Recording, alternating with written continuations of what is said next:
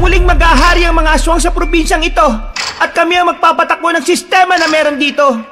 Mas magiging mataas kami sa mga tao. Yun ang realidad! Anong akala mo sa akin, tanga? Hindi ako ipinanganak kahapon, iho. Ibigay mo sa akin ang itim na kristal. Saka ako bibitiwan ng matandang ito. Walang kasama. Mag-iisa kang gagawa ng paraan para maisalba mo ang sarili mo. Wala ka ng manahimik ka! Hindi ako na-apektuhan sa mga sinasabi mo!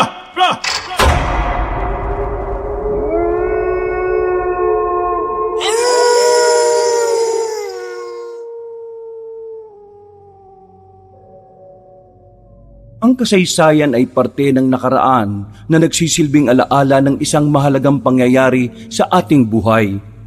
Pero minsan, ang kasaysayan din pala ang magdadala sa atin ng matinding kapahamakan sa kasalukuyan. Pinagpalang araw po sa inyo, kabanong. Ganon din sa ating mga kabangers at mga kayanggaw. Ngayong araw, ikukwento ko sa inyo ang karanasan naming magkaibigan nung ako ay nasa Guimaras. Ang kwentong ito ay ang magpapatunay na hindi hadlang ang kakulangan sa kaalaman upang makapagligtas ng mga buhay. Ngunit sa kwento ring ito, naranasan namin kung papaano sisihin ng mga taong naging dahilan kung bakit kinailangan naming ilagay sa panganib ang aming mga sarili. Dito ko naranasan na maging matatag at tanggapin na para makamit ang kapayapaan, kailangan nating tanggapin ang ideyang maaring merong mawala sa ating mga minamahal. Ako po si Alonte, kabanong, mga kabangers at mga kayanggaw. Ito ang aking kwento.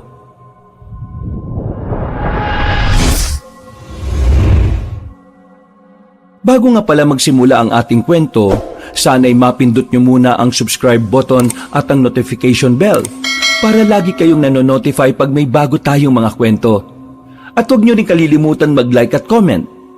Napakalaking tulong po ito sa ating channel para mas makapagatid pa kami sa inyo ng mga magaganda at mga nakakapangilabot na mga kwento. At ngayon, sa ating pagpapatuloy. Ha? Hotdog? Kung makapagsalita ka naman sa akin, akala mo naman kung sino ka magaling. Nagkaroon ka lang ng kaunting pera akala mo na kung sino ka. Nanay mo pa rin ako, bando! Huwag mo akong ginaganyan, ha? Pinagsasabi mo dyan matanda ka. Hindi naman ako nagyayabang Ang sinasabi ko, sana kasi inuutusan mo rin magtrabaho yung iba mong anak para may nahihingang kang iba. Hindi ka na talaga makakaisa sa akin, ma. Mula nang lokohin mo ako at gastusin mo sa walang kakwenta-kwenta yung perang pinaghirapan ko, wala ka nang aasahan sa akin. Siguro kaya ganyan na ang ugali mo kasi dahil dyan sa mga kaibigan mong yan. Masamang impluensya mga yan sa'yo Palibasa kasi mga wala ng pamilya mga yan kaya hindi nila alam ang pakiramdam na magkaroon ng pamilya. Huwag mo silang idadamay rito. Wala silang kinalaman dito. Pinagsasabi mong masamang impluensya. Yung dalawang yan pa nga ang nagsasabi sa akin na magtrabaho ako para mabigyan ko kayo ng pera Huwag niyo silang habakin dito Mas may ambag pa nga mga yan sa buhay ko kaysa sa inyo. Ba't wala ka talagang utang na loob kahit na kailan? Kapag sa ibang tao, ang bilis mong magbigay. Kasi yung ibang tao, ang bilis din nilang damayan ako kapag kailangan ko sila. Kayo, may halaga lang naman ako sa inyo kapag may pera ako Nakadiskarte lang ako ng pera. Akala mo kung sino na ako mayaman. Hihingi ka na kagad ng 1,000. Anong akala mo? Akin yung kumpanya na pinasukan ko? Umi-extra nga lang din ako dun Extra? Kasi hindi ka nagtapos ng pag-aaral mo. Kaya ngayon, wala kang magandang trabaho. Kapal na ba ng mukha mong isumbat sa akin yan? Baka nakakalimutan mong, kaya hindi ako nakapagtapos kasi umalis kayo ni Papa at naghiwalay. Ilang buwan nang nawala.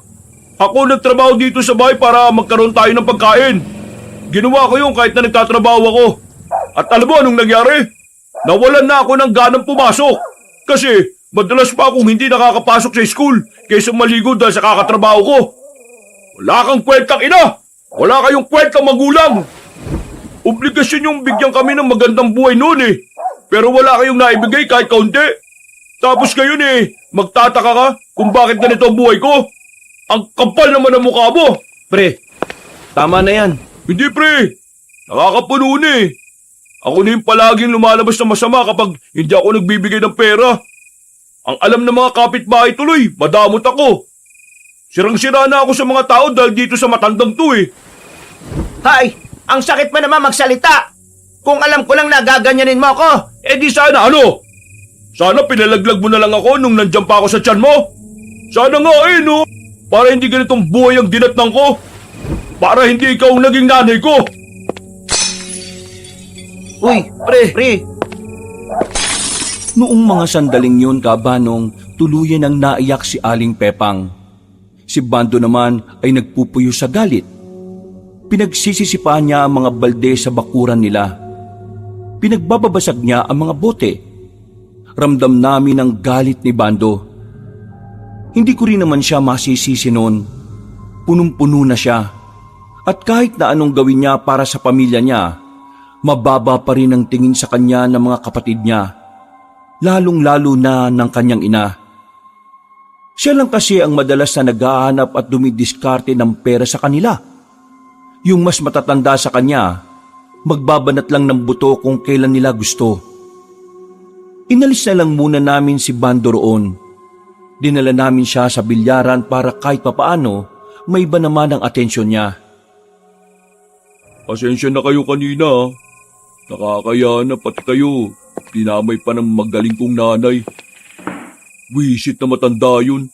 Hindi pa mamatay-matay eh. Uy, pre. Huwag ka naman ganyan. O bakit? Kasi nanay ko rin naman yun. Hindi naman yun ang punto ko. Hindi ka naman kasi namin nakilalang ganyan eh. Kahit kailan, hindi mo hiniling ang kapahamakan at kamatayan ng iba, pre. Tama si Tonyo. Masama yung pre. Kaya wag ganun. Ay naku, ewan ko. Mula nang gaguhin nila ako sa bahay, parang nawalan na ako ng galang at awa sa kanila eh. Alam mo yung pakiramdam na wala na akong nararamdaman? Parang ayos lang sa akin na mamatay silang lahat sa gutom. Kasalanan ko rin kasi. Sinanay ko sila na ako ang umaako ng lahat. Langya, bunso ako. Ang daming mas matanda sa akin na walang ibang ginagawa kundi magpalaki lang ng bayag. Hindi ka naman namin masisisi kung nararamdaman mo yung ganyan. Kahit naman sino mapapagod eh. Ang gusto lang namin, sana, hindi mo baguhin ang sarili mo. Huwag kang maging masama. Basta, nakakapagod na talaga eh. Eh, anong gagawin mo ngayon? Ayoko muna umuwi sa bahay. Nakakairitang makita yung mga mukha nila. Gusto mo, sumama ka muna sa amin ni Tonyo na maglako ng tahong bukas ng umaga. Ayos lang ba yan? Wala akong alam sa ganyan eh. Oo naman. Hindi ka naman namin uutusan, ano ka ba? Kahit na papaano, naging kalmado na rin si Bando. Dinaan na lang namin sa laro at pagkain ng paborito naming pares. Bandang 10:00 ng gabi, nagpaalam na sa amin si Bando. Kaming dalawa naman ni Tonyo ay magkasamang umuwi sa bahay. Mula kasi nang magtinda kami ng tahong, pinayagan ko siyang sa bahay na muna tumira para hindi na kami naghihintayan bago maglako. Grabe talaga pamilya ni Bando, no? Ang lalaki ng katawan ng mga utol niya. Ayaw magsipagbanat ng buto. May kasalanan din naman si pare kaya naging ganun yung sistema sa kanila. Sinanay niya eh. Kaya yung mga kapatid at nanay niya naging kampante. Pero hindi rin naman natin masisisi si Bando. Siya na yung nagbanat ng buto nung maghiwalay yung mga magulang nila eh. Oo nga, nandun na tayo. Pero 'di ba, yung tumagal na ganun yung sistema at ayos lang sa kanya, may pagkakamali rin siya nun. Kung una pa lang inayawan na niya di mas maaga sanang nagkumahog ang mga yun na kumilos. Hindi ko naman masisisi yung tropa natin. Ang sinasabi ko lang, may mga tao talaga na pasarap lang sa buhay kasi merong nagpapakahirap na buhayin sila. May mga taong walang utang na loob eh. Kung sa bagay, may punto ka rin naman. Pero nakakaawa yung tropa natin, no? Huwag kang maawa sa kanya. hindi mo dapat kaawaan si Bando kasi walang nakakaawa sa taong nagsisikap at masipag. Dapat hangaan mo siya. Ang kinakaawaan, yung mga taong umaasa lang sa kanya kasi wala silang kayang gawin. Ay nako, buhay nga naman. Buti na lang tayo. Wala tayong pamilya. Walang sakit ng ulo. Pero minsan, naisip ko lang minsan nakakamiss din na magkaroon ng sakit ng ulo na pamilya eh. Kasi sa ganung paraan mo rin kasi mararamdaman na meron ka talagang pamilyang kinabibilangan. Ang kaso, maagang nawala si Ermat. Si Papa naman, sumakabilang bahay na. Ikaw, may plano ka bang bumalik sa inyo? Wala. Ba't ako babalik sa bahay na hindi na ako kinikilala? Malay mo naman, maayos na. Hindi na maayos yon, pre. Malaking sugat ang nagawa nila sa akin. Hindi ko makakalimutan na mas pinili nila yung mga sarili nila kaysa sa pag-aaral ko. Kaya, bahala sila. Ay teka, maiba na tayo. Bukas nga pala, agahan mo ang gising ha. Maaga tayong aalis. Kasama natin si Bando kaya samantalahin na natin marami tayong ilalako. Gagamitin natin mukha ni Bando para makarami tayo ng benta. Oy, bakit? Wapo rin naman tayo, pre, Oo nga, pero sawang-sawa na sila sa pagmumukha natin eh. Pansabagay. Matapos ang sadaling pag-uusap ay naghanda na rin kami sa pagtulog. Kinaumagahan, agad na naming isinalin sa malaking balde ang mga tahong na nakaimbak sa likuran ng bahay namin. Sakto naman na dumating na rin si Bando. At base sa pungay ng mga mata niya, ay mukhang wala pa siyang maayos na tulog. Oh, bilis Pre, wag na lang kaya sumama. Matulog ka na lang muna sa loob. Hindi, kasama ako. Nakakabagot kaya matulog. Sigurado ka ba? Kaya mo? Oo, sigurado. Hindi nagtagal ay umalis na rin kami bitbit ang 4 na balde ng tahong. Tigdalawa kami ni Tonyo. Sanay na kami sa ganung trabaho kaya sisiw na lang sa amin ang mabigat na daladala. Palabas pa lang kami ng baryo namin pero sinalubong na agad kami ng mga suki namin. Yung isang balde ay naubos kagad sa lugar pa lang namin. Magandang bagay para sa amin dahil kapag ganoon, mas mapapaaga kaming makauwi. Mukhang swerte talaga kapag meron kayong kasamang gwapo no? Sumama ka na lang kaya sa amin palagi. Depende yan. Kapag sanay na ako sa mga malalakit na tingin ng mga matatandang nabili sa inyo. Natatawa na lang kami nung mga sandaling yon, Kaabanong. Sa aming pagpapatuloy, malayo-layo na rin ang aming narating. Isang balde na lang ang natira sa amin sa nakalipas na 2 oras. Habang naglalakad kami papunta sa isa pang baryo, isang magandang babae ang tumawag sa amin. Napalingon kami sa kabilang kalsada. Napatigil kami. Para kaming nakakita ng anghel dahil nagliliwanag ang kagandahan niya. Napanganga, nanlalaki ang mga mata at marahang umarko ang ngiti sa mga labi namin. Tol, sobrang ganda. Pusang gala naman yan, Walaan ko, taga Maynila yan Wala namang maganda sa probinsyang to eh. Ep. Ako nang bahalang kumausap. Expert ako sa mga babae, mga pre. Alam nyo naman yan. Patawid na sana kami nang biglang may humarurot na truck. Muntikan na kaming mahagip. Sandaling huminto ang driver at pinagmumumura kami. Hindi naman nagpadaig si Tonyo. Ikaw ang bulag! Di ka tumitingin sa dinaraanan mo, sinaulo! Nutil! Tanga! Walang utak! Pangit! Mukha kang sigbin na may sakit at 10 beses na nabinat! Tsura mo! Natatawa ang babae sa mga narinig niya. Mas lalo tuloy naming nakita ang kagandahan niya. Kagandahan na akala namin ay hindi totoo. Pero nang makalapit na kami sa kanya, doon na namin nakita ang malaparaiso niyang kagandahan. Para kaming nakaharap sa isang mamahaling painting. isang anghel na bumaba sa langit. Ang kutis niya sobrang kinis. Sa tingin pa lang, mukha na siyang mabango. Hello, miss. What can I do for you that you cannot do for me? Ha? Uy, maayos ka nga. Para kang kinulang sa buwan ah. Mga pre, magtino naman kayo. I said, anong may paglilingkod namin sa isang magandang binibini? Grabe, napakamaginoo mo naman. Bago tayo tumungo sa transaksyon, ayaw mong ipakilala ko sa iyo ang aking sarili at ang aking mga alalay. Ano? Lalay pinagsasabi mo dyan. Ako nga pala si Bando. Mabait, gwapo, maunawain. Wala pa akong napapatay na tao. Pero para sa iyo, handa akong pumatay para lamang iligtas ka sa kapahamakan. Ito naman si Alonte at Tonyo. Hayaan mo na sila. Divina naman ang pangalan ko. Pag sa amin, ganun lang. Magandang umaga sa inyo. Ano yung tinda nyo? Parang tingin ko kasi hipon.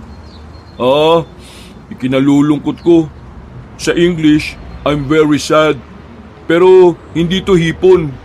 Ang aming nilalako ay tahong. Sige nga, anong English ng tahong? English ng tahong? Ano? Alam ko yan. Creature covered by shell. Sira ulo, potek. Tahong pala yan? Hindi pa kasi ako nakakatikim ng tahong eh. Uy, wala namang problema.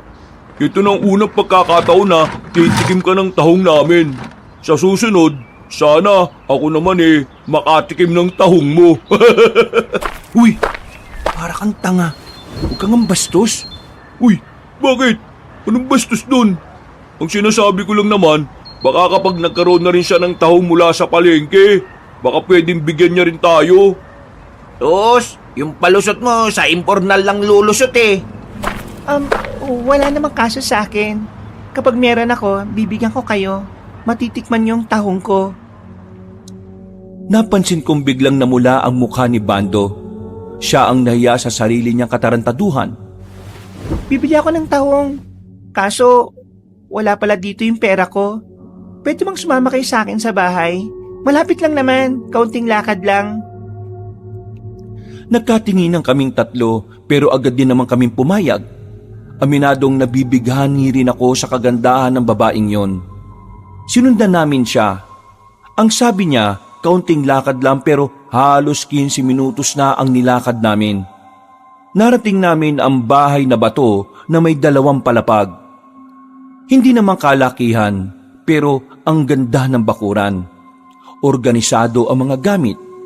Malinis, maaliwalas, sariwa ang hangin doon. Matanong ko lang miss, wala kayong kuryente dito? Wala eh. Pero di ba may nauuso ngayon? Yung tinatawag nilang yung tinatapat lang sa sinag ng araw? Solar panel. Ayun, oo nga. Nandun sa bubungan namin. Sorry to interrupt ha. Sino kasama mo rito? Magandang binibini. Ang papa ko. Pero madalas siyang wala dito dahil sa trabaho niya. Kaya ako lang mag-isa ngayon. Ha? Hindi ka ba natatakot? Nasa kalagitnaan ng gubat tong bahay mo eh. Hindi naman. Matagal na rin naman kami dito eh. Bata pa lang ako, dito na kami nakatira. Kaya sanay na sanay naman ako. Yun nga lang, pahirapan talaga makakuha ng pang-imbak. Kailangan ko pang maglakad at bumiyahe palagi. O tara, pumasok na muna kayo. Nakakaya naman kung paghihintayin ko pa kayo dito sa labas at pagtitimplahan ko na rin kayo ng tableya. Natuwa naman ako doon kay Divina Cabanong. Hindi ko pinag-isipan ng kung ano yung babae. Naisip ko na baka ganun lang talaga ang kinalakihan niyang kultura.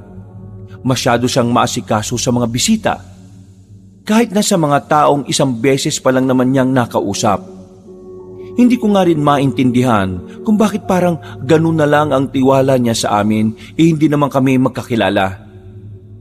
Pag-upo ko sa silya, napangat agad ang puwet ko nang may naupuan akong matulis. ramdam ko kagad ang hapdi sa pisngi ng puwet ko. Oh, pre, napuwitan ka ba? Oo may matulis. May pako yatang nakausili. Dumugo ang pisngi ng puwet ko, pero hindi naman marami. Nataranta si Divina nung oras na yun. Kumuha agad siya ng panlinis sa sugat para hindi raw ako matetano. Naku, pasensya na talaga, hindi ko napansin. Hindi, ayos lang. Hindi naman gaano masakit pero kailangan ko lang linisin. Nasa ba yung banyo nyo? Lilinisan ko lang yung sugat. Sa labas pa sa may gilid ng bahay namin sa kaliwa. Tonyo, samahan mo ko. Tulungan mo ko. Anong gagawin ko? Ikaw maglinis ng sugat ko sa puwet. Hindi ko makikita Kumakamot ulo na lang si Tonyo noong mga oras na yon. Pagdating namin ng banyo ay agad na akong naghubad ng short. Nakabrief na lang ako at habang si Tonyo naman ay nakaluhod sa likuran ko. Nang simulan na niya ang paglilinis, doon ko lang naramdaman ng husto ang hapdi. Aray, hapdi. Teka, huwag kang gumalaw. Ang hapdi, pre. Ganyan naman talaga Parang mauutot ako sa sobrang hapdi, pre. Uy, huwag kang uutot, sinasabi ko sa'yo. Ay, wisit ka talaga. Ang baho. Baala ka na nga dyan, pre.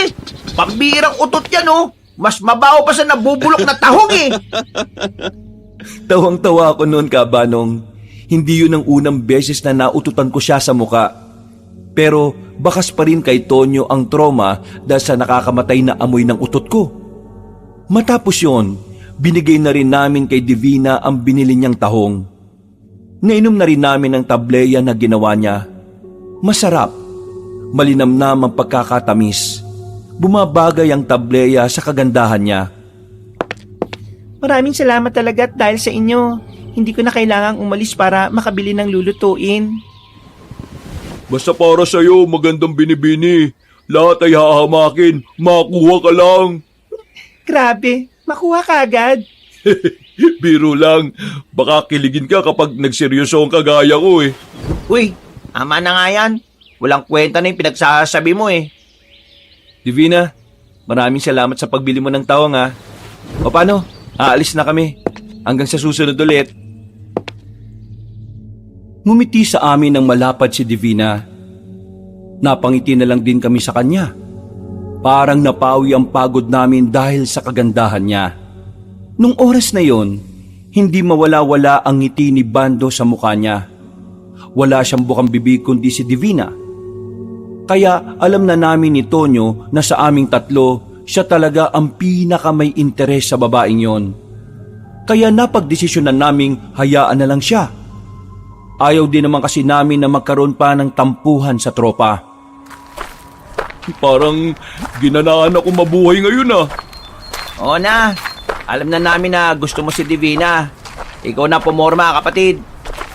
Yan ang gusto ko sa inyo Marunong makiramdam Paano hindi kami makakaramdam Kitang-kita naman sa pagmumukha mo. Bukas na bukas, pagtapos ng extra ng trabaho ko, pupunta ko kagad si Divina. Ano? Manliligaw ka na kagad? Ba syempre, ano pa bang dapat gawin kapag may magandang babae? Di ligawan, bakuran, dahil baka makakuha pa ng iba. Pre, nakita mo naman, matinong babae si Divina Taong bahay lang. Baka naman birahin mo lang yung tao tapos pagsawa ka na kagad iwanan mo. Pare naman, alam ko naman yun. Ginagalang ko si Divina Hindi siya kagaya ng iba na kalad ka rin. Irerespeto ko ang kanyang pagkababae. Kasi alam niyo kung bakit. Si Divina, yung tipo ng babae na hinaharap muna sa altar bago sinasabak sa digmaan. Mas maganda ng malinaw. Kilala mo naman kami. Hindi ka namin kukonsintihin sa mga mali mong pananaw. Pero tingin mo, papasa kaya ako kay Divina? Hindi natin malalaman yan kung hindi mo susubukan. Papasa ka dyan. Kung talagang totoong pinapakita mo. Tingin ko naman si Divina, hindi naman siya maarte. Magpakatotoo ka lang. Tatanggapin ka na niya. Maraming salamat sa mga sinasabi nyo, ha.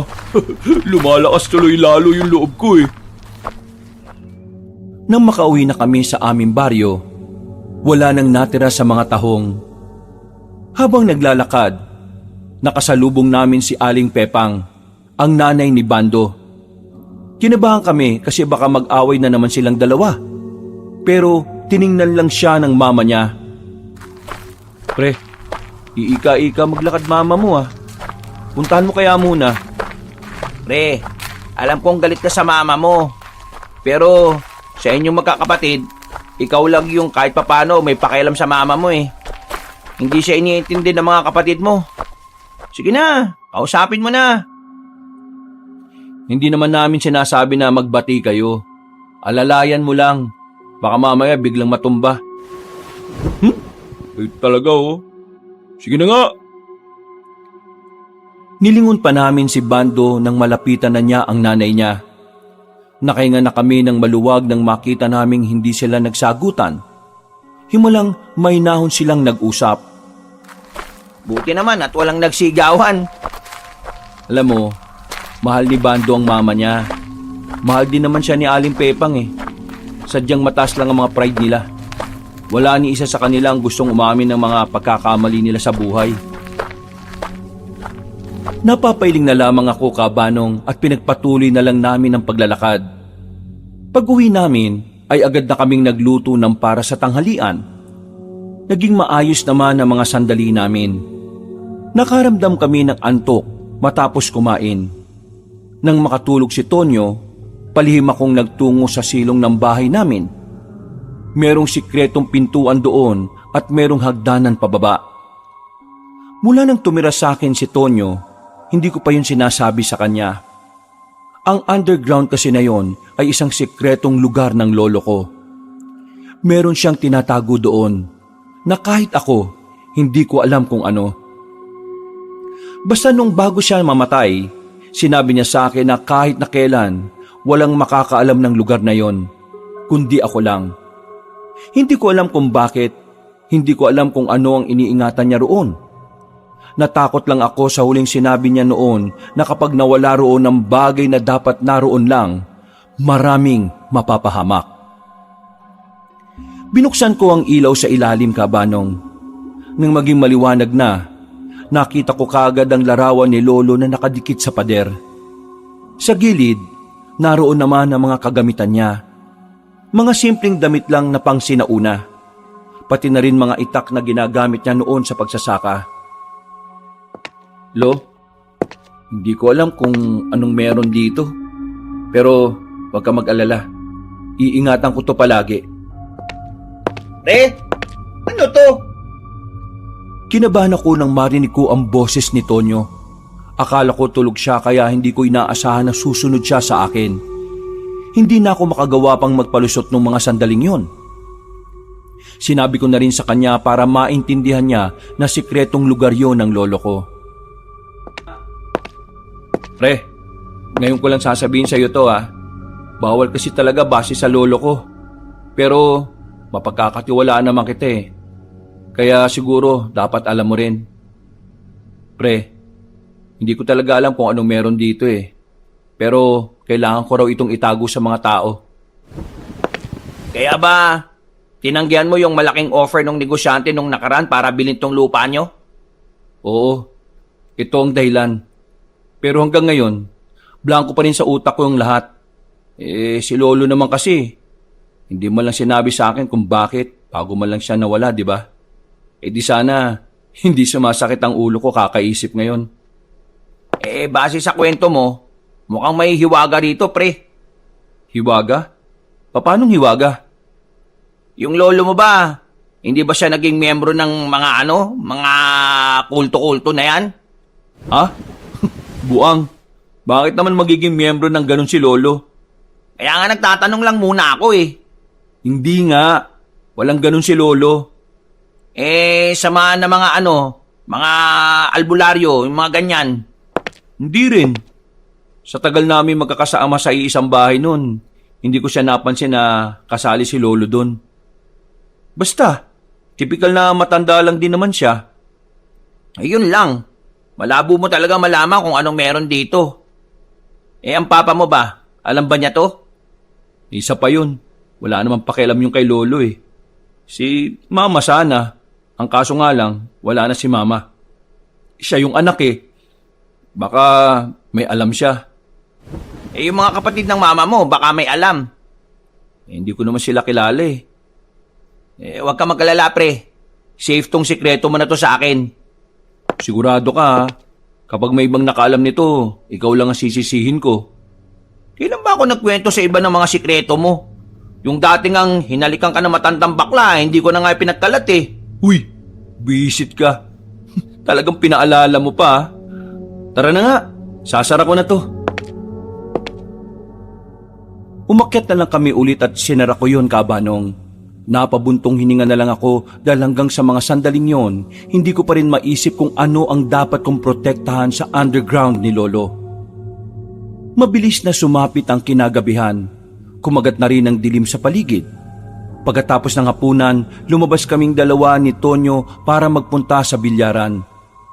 Habang naglalakad, naramdaman ko na parabang merong sumusunod sa amin. Makailang beses akong lumingon at tuminto. Ano bang problema, pre? Kanina ka pa, hinto ng hinto ah. Hindi mo ba nararamdaman? Nararamdaman ng alin? Parang may sumusunod sa atin eh. Ha? Wala naman ah. Baka guni-guni mo lang yun. Meron talaga akong nararamdaman. Parang gumagalaw kanina dun sa bandang yun, no? Yung halaman ng tinutukoy ko, ah. Yung halaman ng tinutukoy mo? Gumagalaw? Sumusunod yung halaman sa atin? Para namang siraulo ka usap to. Ibig kong sabihin, parang dun sa halaman, nagtatago yung sumusunod sa atin. Wala naman, pre. Baka kulang ka lang sa tulog, ah. Hindi ko alam. Hayaan mo na nga. Napapailing na lang ako, Kabanong. Pero sa kaloob-looban ko, ay sigurado kong meron talaga akong naramdaman. Hindi lang talaga siya basta guni-guni lang. Nang marating namin ang bilyaran, ay inabutan namin doon si Bando. Kakatapos lang makipagpustahan. Nakangiti ang loko. Mukhang nanalo sa mga nakalaban niya. Oh, wala na. Late na kayo ng dating. Nasaksihan nyo sana kung paano ko nilampaso yung mga dayong mayayabang. Iyak eh. Panalo ka pala, di malibre ka naman. Sus, yun lang pala. Mangking, 2 soft drinks at paluto na rin ng pansit canton para sa 2 tunay at tapat kong kaibigan. Kumusta yung usapan niyo ng mama mo? Nag-away na naman ba kayo? Ayun, ayos lang. Tahimik, payapa. Di nga ako sanay eh. Ano bang nangyari sa mama mo? Bakit ganun lumakad? Huminga ng malalim si Bando. Nakita namin na parang medyo naluluha siya. Biglang nawala ang ngiti niya. Tinapi ko na lang siya sa balikat. Walang yapre. Masama ba ako? Bakit ko ito nararamdaman? Nakukonsensya kasi ako kay mama eh. Naaksidente kahapon nung sinubukan niyang umextra sa palengke. Pakiramdam ko tuloy kasalanan ko eh. Bakit kaya ganun no? Sinabi ko lang naman yung totoong nararamdaman ko sa kanya eh. Bakit parang ang sama-sama ako na? Kasi pre, hindi ka rin sanay na nakakapagsalita ka ng ganun. Kilala ka namin. Mas mahaba pa sa tuy-tuy mo yung pasensya mo. Hindi ka naman masama pre. Nakukonsensya ka kasi hindi ka rin sanay na yung mama mo nagpapakahirap. Pero kasi pre, matanda na mama mo eh. Yung mga kapatid mo ang dapat kumilos, hindi si Aling Pepang. Wala kang kasalanan, pre. Biktima ka lang din naman ng katamaran ng mga utol mo eh. Salamat ah. Pero pre, kunin nyo na yung soft drinks. Nangangalay na si Mang Keng eh. Kanina pa inaabot sa inyo. Baka ipalo pa yung bote sa ulo nyo. Ay, pasensya na po, Mang Keng. Napuno ng tawanan ng mga sandaling yon, Kabanong. Pero naging malalim ang pag-uusap namin ng mga oras na yon. Marami kaming napag-usapan tungkol sa buhay. Mga bagay na talagang sumusubok sa amin bilang tao. Kahit na papaano, masaya naman ako dahil minsan lang kami magkaroon ng oras para sa mga seryosong bagay. Pagkatapos, masaya naming hinatid si Bando sa bahay nila. Hindi na lang namin pinansin ng mga kapatid niya sa bakuran. Kahit ang totoo, gustong gusto kong bigwasan ng kuya niya na nagawa pa talagang isuot ang damit ni Bando. Pre, antok na ako. Ay! Gising maaga bukas ha. Sa kalagitnaan ng kasarapan ng tulog ko, bigla akong nagising sa hindi ko malamang dahilan. Pagtingin ko sa orasan, 4:00 na ng madaling araw. Sobrang sarap ng tulog ni Tonyo. Sinubukan ko namang makabalik sa tulog, pero hindi ko alam kung bakit parang tinakasan na ako ng antok. Bumangon na lang ako at pumunta sa likod bahay para sana kumuha ng mga tuyong kahoy. Napalingon ako sa silong namin. Namulagat ang mga mata ko nang makitang parang may liwanag na nanggaling mula sa loob ng underground. Nagmamadali akong bumalik sa bahay para kunin ang susi. Binuksan ko yon at agad na bumaba. Pero wala na ang liwanag na nakikita ko nung una. Pinaliwanag ko ang kwarto. Sinuyod ko ng tingin ang paligid nito. Sinubukan kong hanapin kung alin sa mga gamit na naroon ang nagliwanag. Pero bigo akong mahanap yon. Pambihira naman oh. Kanina may liwanag, tapos nang bumaba ako nawala. Anong kalukuhan to? Lo, magparamdam ka nga at ituro mo sa akin kung saan nagmula yung liwanag. Sandali akong nanahimik habanong, pero wala namang nagparamdam. Napabuntong hininga na lang ako. Sabay upo na nasa gilid na upuan. Ay nako, mamaya guni-guni ko lang talaga yun. Muli kong isinara ang underground ni Lolo. Iiling-iling akong bumalik sa bahay. Hindi ako nakatulog. Inabot na ako ng umaga kakahintay kung may magliliwanag ulit sa ilalim ng silong. Dakong 6:00, ginising ko na si Tonyo. Dala ang mga balde namin. Pinuntahan namin ang supplier namin ng tahong. Hindi naman yung kalayuan sa baryo namin kaya nakarating kagad kami. Pagkatapos, rekta agad kami sa paglalako. Pansamantalang nawala sa isipan ko ang nakita ko sa silong. Itinuon ko na lang ang atensyon ko sa paglalako ng tinda naming tahong. Maayos naman ang bentahan namin ng mga oras na yon. Wala pang hapon, paubos na agad ang daladala namin. Nang maalala namin si Divina, pinuntahan namin ang bahay niya para bentahan siya ng tahong. Pagdating namin doon, nakita agad namin si Bando at Divina na nasa bakuran. Nakangiti silang nag-uusap. Para bang sobrang tagal na nilang magkakilala base sa lapit ng mukha nila sa isa't isa. Oh, mga pare! Wow! Sakto dating nyo! Nagmo-moment kami! Oh, may dala pa kayong tahong? Oo, nagdala kami ng tahong para sa'yo, Divina. Naisip kasi namin, bago sa mong bumili. Hindi namin inaasahan na nandito palang kaibigan namin. Nagpunta siya dito. Siyempre, tinanggap ko siya. Kasi mabait naman si Bando eh. Maginoo talaga namang may pagpapahalaga sa mga babae. Nako, kunwari lang yan. May sinasabi ka, Tonyo? Ha? Oh, wala. Sabi ko, para sa'yo na yung itinira naming mga tahong. O sige na, pasok kayo. Mawa, bahay mo? Pumasok kami sa bakuran matapos makuha ni Divina ang tahong. Pinaupo niya kami ulit. Pero bago ko umupo, tiningnan ko muna kung may nakausli ulit na pako. Nakahinga ako ng maluwag nang mapagtantong ligtas na ang pisngi ng aking puwet. Habang nagsasalita si Bando, napapansin ko na ilang beses nang patingin-tingin sa akin si Divina. Nakakaramdam na ako ng pagkailang nung oras na yun. Parang kakaiba kasi ang kahulugan ng tingin niya sa akin. Kaya ang ginawa ko, niyaya ko na kagad si Tonyo na umuwi. Iniwan na namin si Bando roon. O pre, bakit ka ba nagmamadali? Kararating lang natin ah. Hayaan na natin sila ron. Nagmo-moment nga yung dalawa eh, pasira ka. Kilala kita pre. Tingnan mo mukha mo oh. Di ka komportable. Bakit ba? Anong meron? Eh, hindi ko alam eh. Yung tingin sa akin ni Divina pre, parang ano eh. Parang basta. Ano nga? Kakaiba. Malagkit.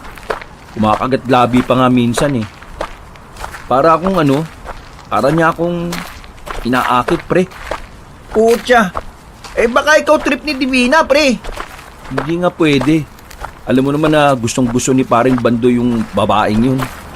Eh anong magagawa ni Bando kung talagang ikaw yung gusto ng tahong ni Divina? Eh, magtigil ka nga. Hindi ko siya papatulan no. Baka magkasira pa kami ni Bando. Hindi na tayo babalik doon pre ah. Ayoko na magkaroon ng... Umamin ka nga. Gusto mo rin no? Hindi nga. Wala akong gusto. Pero hindi ko maintindihan pre. Kaninang nakita ko kung paano niya ako tingnan. Parang ayaw na niyang mawala sa utak ko. Oo. Di gusto mo nga. Hindi nga yung pre. Basta, ang gulo eh. Pero kung talagang sinasabi mong wala ka talagang balak patulan si Divina, eh di sige. Mas maganda yan. Alam naman natin na kaligayahan ni Bando yung babaeng yun eh. Bumuntong hininga na lang ako kabanong hanggang sa makabalik na kami sa bahay.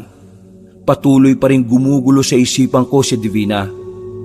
Kahit na anong gawin ko, hindi na siya mawala-wala sa isipan ko. Sinubukan ko na rin magbasa-basa ng mga magazine na may bold, pero si Divina pa rin ang naiisip ko. Hindi ko alam kung bakit, pero tingin ko parang kailangan ko siyang makausap ng kami lang. Makalipas ang ilang araw, hindi na kami dumaan sa bahay ni Divina kapag naglalako na kami ng tahong. Diretso uwi na kami at hinahayaan na namin si Bando. Pero sadyang ang panahon na mismo ang nagbibigay ng dahilan para mas lalo akong maguluhan. Pre, basahin mo tong headline sa dyaryo oh. O bakit? Ano bang meron? Basahin mo na lang. Isang lalaki na pauwi na sana sa bahay ang kamuntikan ng madukot ng aswang. Ha? Ano yan? Totoo ba yung balitang yan, pre? Bakit? Hindi ka ba naniniwala sa aswang? Eh, naniniwala naman. Ang ibig kong sabihin, totoo bang aswang ang salarin? Minsan kasi yung mga balita sa mga dyaryo gawa-gawa lang eh. Eh, sa bayan ko to binili eh. Malamang legit to. Kung totoo yan, di may mga aswang na pala dito. Akala ko ba, sabi ng mga ninuno ng mga unang taga rito matagal nang walang aswang dito sa Guimaras. Bakit ako tinatanong mo? Wala akong alam dyan, oh. Basta ako, naniniwala ako may aswang. Ha? Sige na, buksan mo. Baka yung bayad na ni Aling Puring yun. Ang aga-aga pa. Hindi pa magbabayad yun. Buksan mo na rin kung sino man yung nakatok. Uy, Divina! Nang makita ko si Divina sa labas ng pintuan, napatayo agad ako. Napainom ako ng tubig at saka nasamid. Hindi ko talaga inaasahan na darating siya roon. Nakangiti siya. Parang nagliliwanag na naman ang kagandahan niya nung umagang yon. Ang mga kalapitbahay, alam na naroon siya. Nakatingin na para bang namamangha sa ganda niya. Divina? Anong ginagawa mo rito? Gusto ba bang dumalaw sa mga bago kong kaibigan? Ha? Hindi naman. Pero paano mo kami natuntun dito? Hindi na mahalaga yon. Ang mahalaga ngayon, patitikimin kita ng tahong ko. Ano? Patitikiman mo siya ng ano mo? Ng tahong ko. Masarap ang tahong ko. Sobrang sarap. Ito, bagong luto ko pa. Naku, nag-abala ka pa para dyan. Oo, kasi si Bando, natikman na niya ang tahong ko. Pero ikaw, hindi pa. Eh, paano naman ako? Hindi ako pwedeng pumasok. Ayos, hindi ako pinansin. Sige, pasok ka. Maupo ka. Uy, teka lang. Divina, kausapin ko lang kaibigan ko ha. Hinila ko ni Tonyo palabas ng bahay namin. Dinala niya ako sa bakuran at doon ay parang nag-aalala siya sa nangyayari. Alam namin pareho na kapag naalaman ni Bando na naroon si Divina, pwedeng magtampo sa amin ang lalaking yon. Pre, paano yan kapag nakarating to sa tropa natin? Baka naman kayong dalawa mag-aaway ha. Anong gagawin ko? Palalayasin ko si Divina? Eh kung sabihin ko kaya kay Bando na nandito si Divina, Wag. Ako na lang magsasabi sa kanya. iiwanan mo yung babaeng yan sa akin? Eh hindi nga ako pinansin eh. Ikaw ang gusto niyang kausap. Ay nako, pambira naman buhay to. Ano ba kasing meron sa babaeng to? Huminga ako ng malalim, Kabanong. Nang makalis na si Tonyo para puntahan si Bando, pumasok na rin ulit ako sa bahay namin. Bumungad agad ang ngiti ni Divina sa akin. Umupo ako sa harapan niya. Divina, alam ba ni Bando na narito ka? Hindi. Dapat ba alam niya? Oo naman. Eh di ba nililigawan ka niya? Nililigawan niya ako? Hindi naman ah. Paano hindi? Wala ba siyang sinasabi sa'yo? Wala eh. At saka, hindi ko siya gusto, Alonte. Ikaw ang gusto ko. Bigla na lang niyang hinawakan ng kamay ko, Kabanong. Naramdaman ko kagad ang malambot niyang palad. Nag-init ang buong katawan ko at hindi agad ako nakapagsalita. Para akong napipi. Nakatingin lang ako sa kanya ng diretsyo. Parang nangungusap ang mga mata niya. At sa mga sandaling yon, hindi ko matukoy kung anong klaseng kaba ang nararamdaman ko. Makasalita na sana ako nang biglang nagdilim ang paningin ko. Nakaramdam ako ng matinding sakit ng ulo.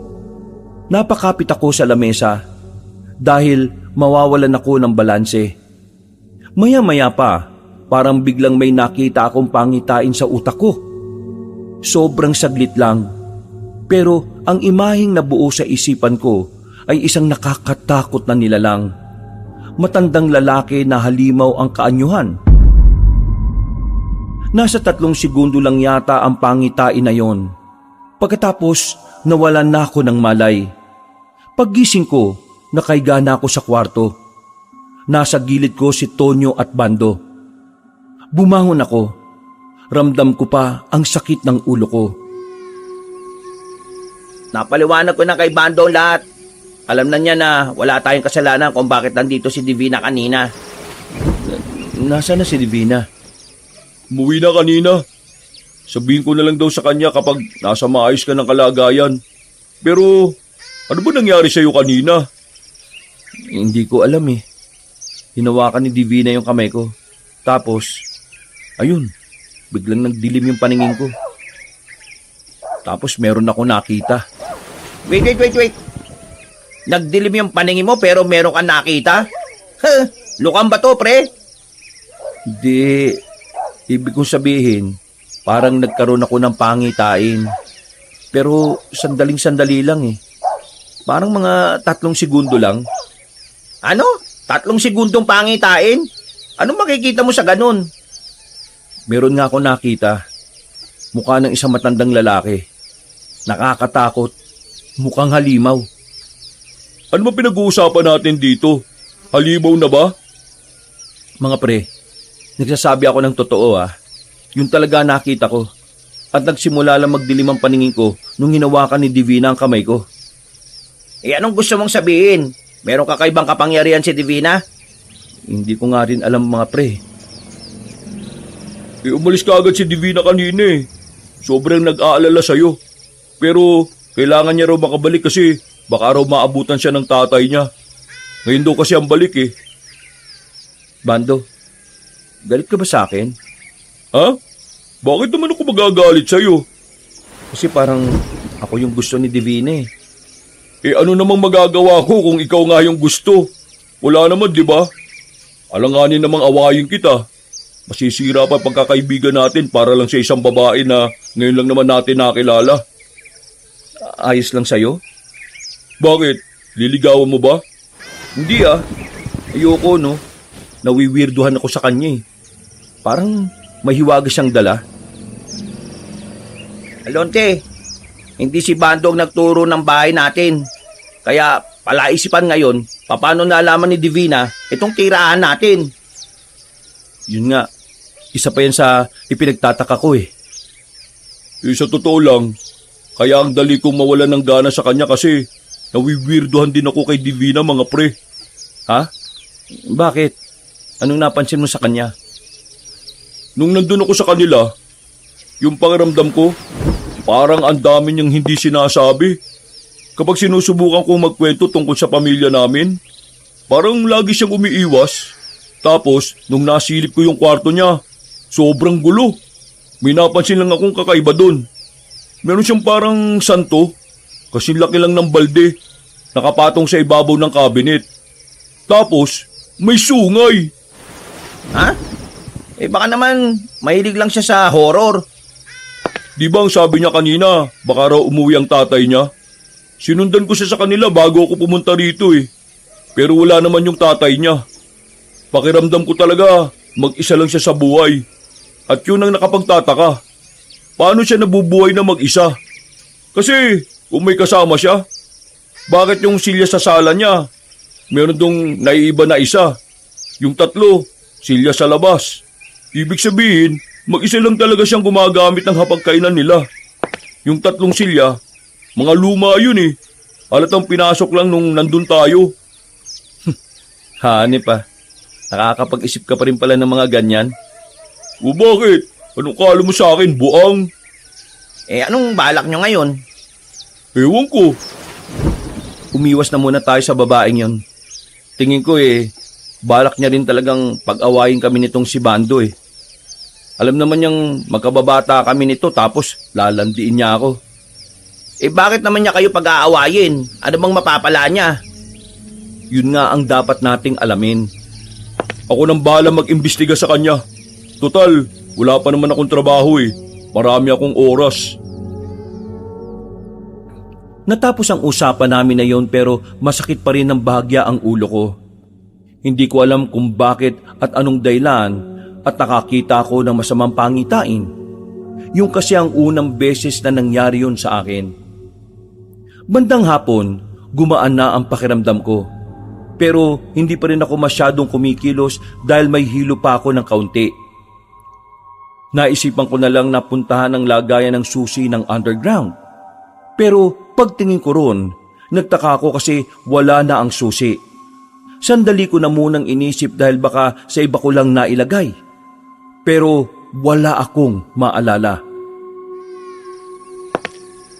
Tonyo, nakita mo ba yung susi ng ano? Ng ano? Yung ano, alam mo na. Sa silong?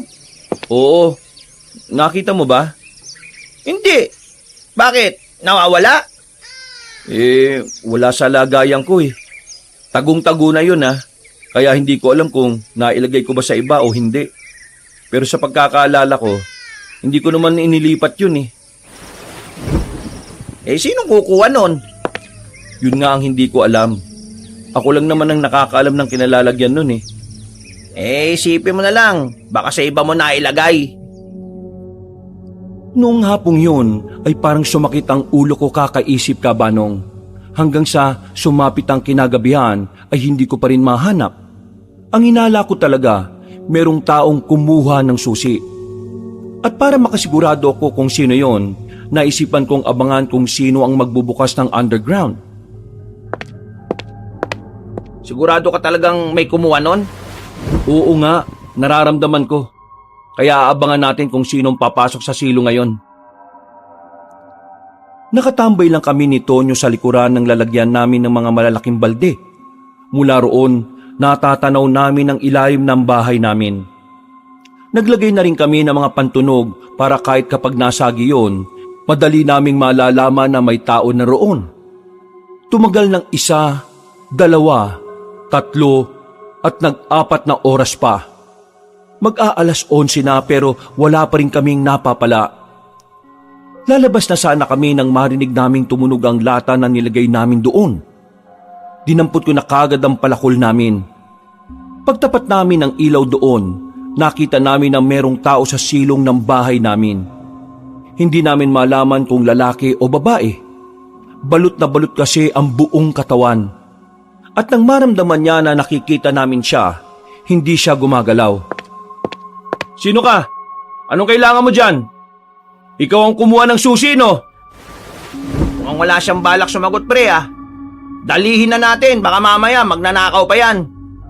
Kung hindi ka sasagot, mapipilitan kaming gawin to. Tonyo, manda ka na! Lalapit pa sana kami, pero nakita namin bigla na lamang gumapang ang taong yun paalis. Nabigla kami sa ginawa niyang paggapang. Hindi normal ang bilis nun.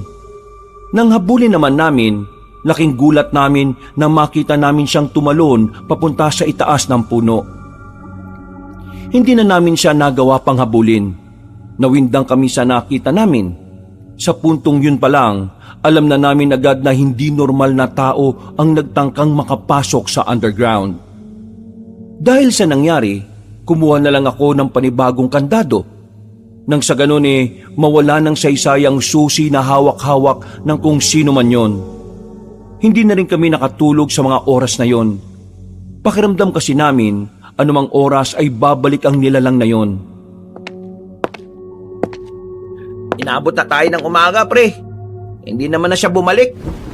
Mabuti nga yun Pero napapaisip ako Anong klaseng tao yun? Anong kailangan niya sa underground na pagmamay-ari ng lolo ko? Kung sino man yung loko-lokong yun, hindi niya makukuha kung ano man ang kailangan niya. Pre, bili ka muna ng makakain natin. Ginutom ako O sige, dito ka lang magbantay ka Lumabas ako ng bahay. Papunta ako sa bakery para bumili ng tinapay nang biglang nakasalubong ko ang isang matandang puti na ang buhok. Nakasuot siya ng simpleng sandong puti na medyo luma na. Nakapantalon ng maong. Meron siyang daladalang maliit na bag na nakapulupot sa katawan niya. Nung una, akala ko wala lang. Pero tumingin siya sa akin at tumarang sa daraanan ko. Pwede ba magtanong? Teka lang, bakit kayo naninigaw? Tinatanong kita kung pwedeng magtanong. Huwag mo akong tanongin. Ho? Ay, oo, pwede naman Nagtatanong na nga ho kayo Alam mo ba kung saan nakatira yung matandang si Rigor? Alam mo ba? Bakit niyo siya hinahanap? Sinabi nang huwag mo akong talongin dahil ako nagtatanong sa'yo. Lolo ko yung hinahanap niyo Ano bang kailangan niyo sa kanya? Ikaw ang apo niya. Nasaan ang bahay niya? Hindi ko sasabihin hanggat hindi mo sinasabi kung sino ka. Kaibigan ako ng lolo mo.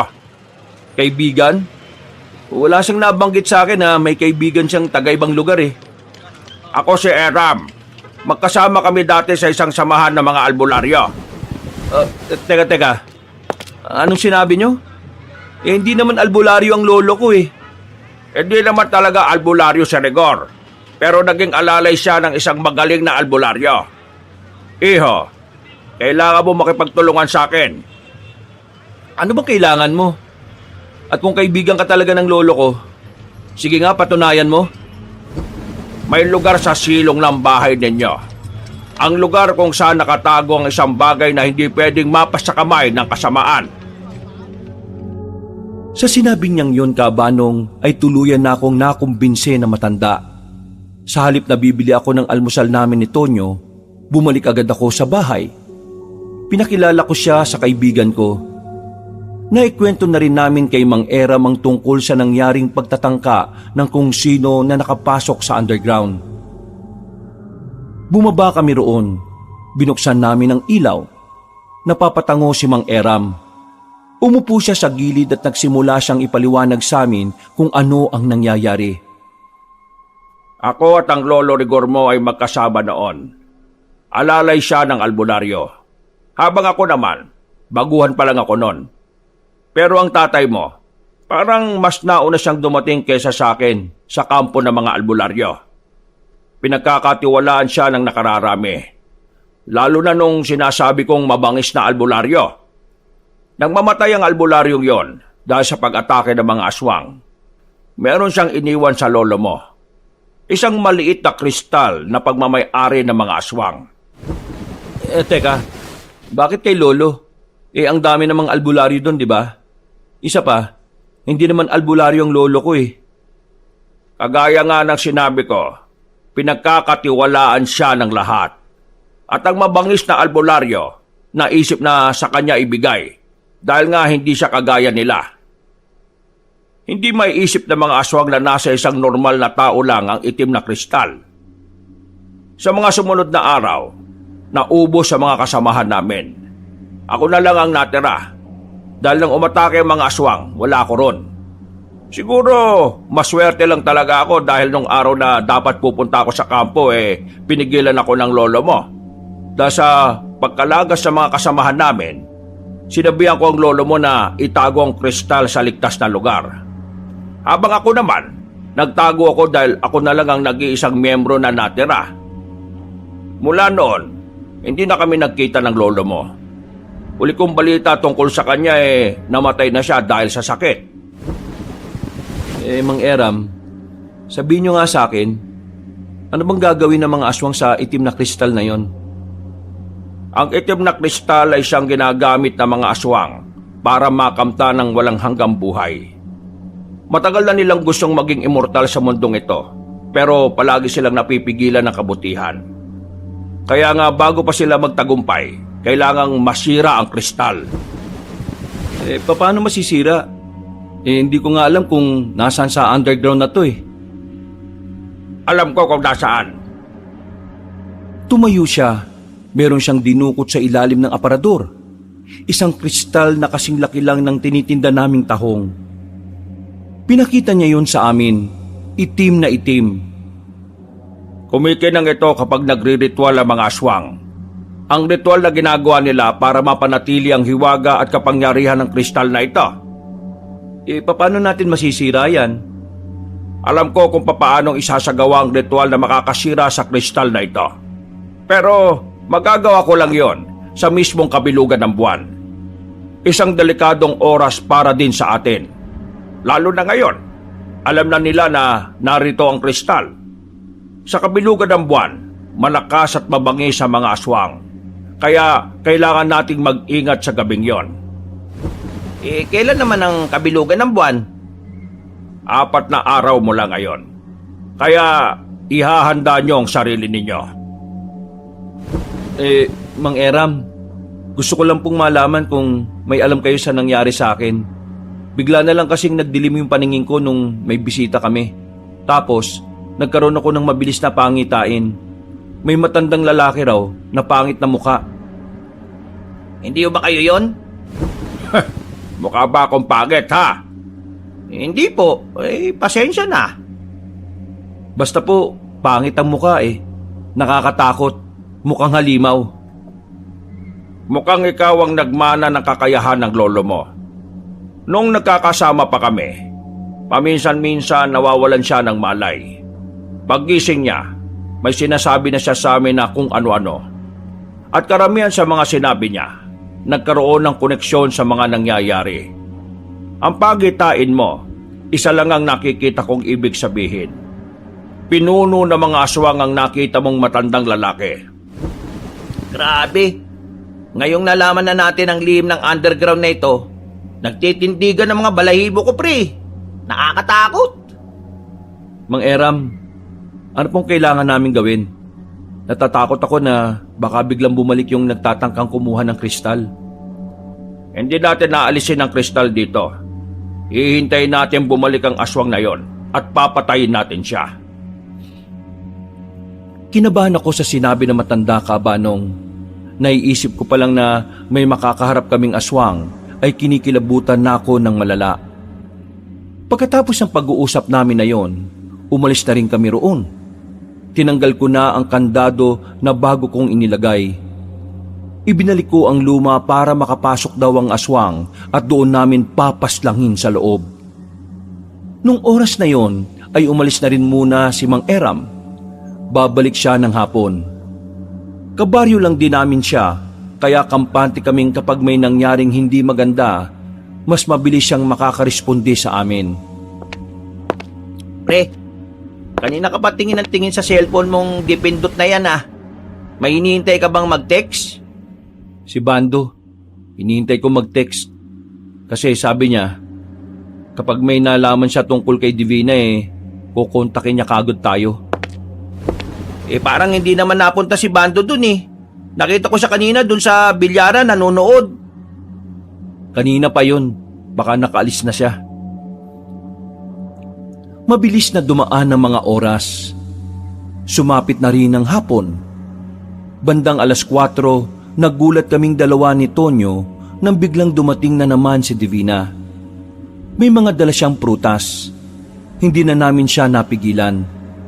Agad siyang pumasok sa bahay at niyakap ako ng mahigpit. Oh, bakit nandito ka na naman? Malamang, nag-aalala ako sa'yo. Hindi ba ako pwede mag-alala? Kahapon nagulat ako bigla ka nalang bumagsak. Hindi ko alam ang gagawin ko. Ayos na ako. Hindi mo na kailangan mag-alala. Kaya pwede ka nang umuwi. Grabe ka naman. Naglakad ako ng malayo at nagdala nitong mga prutas. Tapos papalisin mo lang ako. Pre, di kaya masyado kang malupit sa kanya? Paupuin mo man lang. Pero, Oh, kaibigan mo na nagsasabi oo na. Sige na, maupo ka na. Pero mamaya umuwi ka na ha. Magagabi na at hindi ka pwedeng tumagal dito.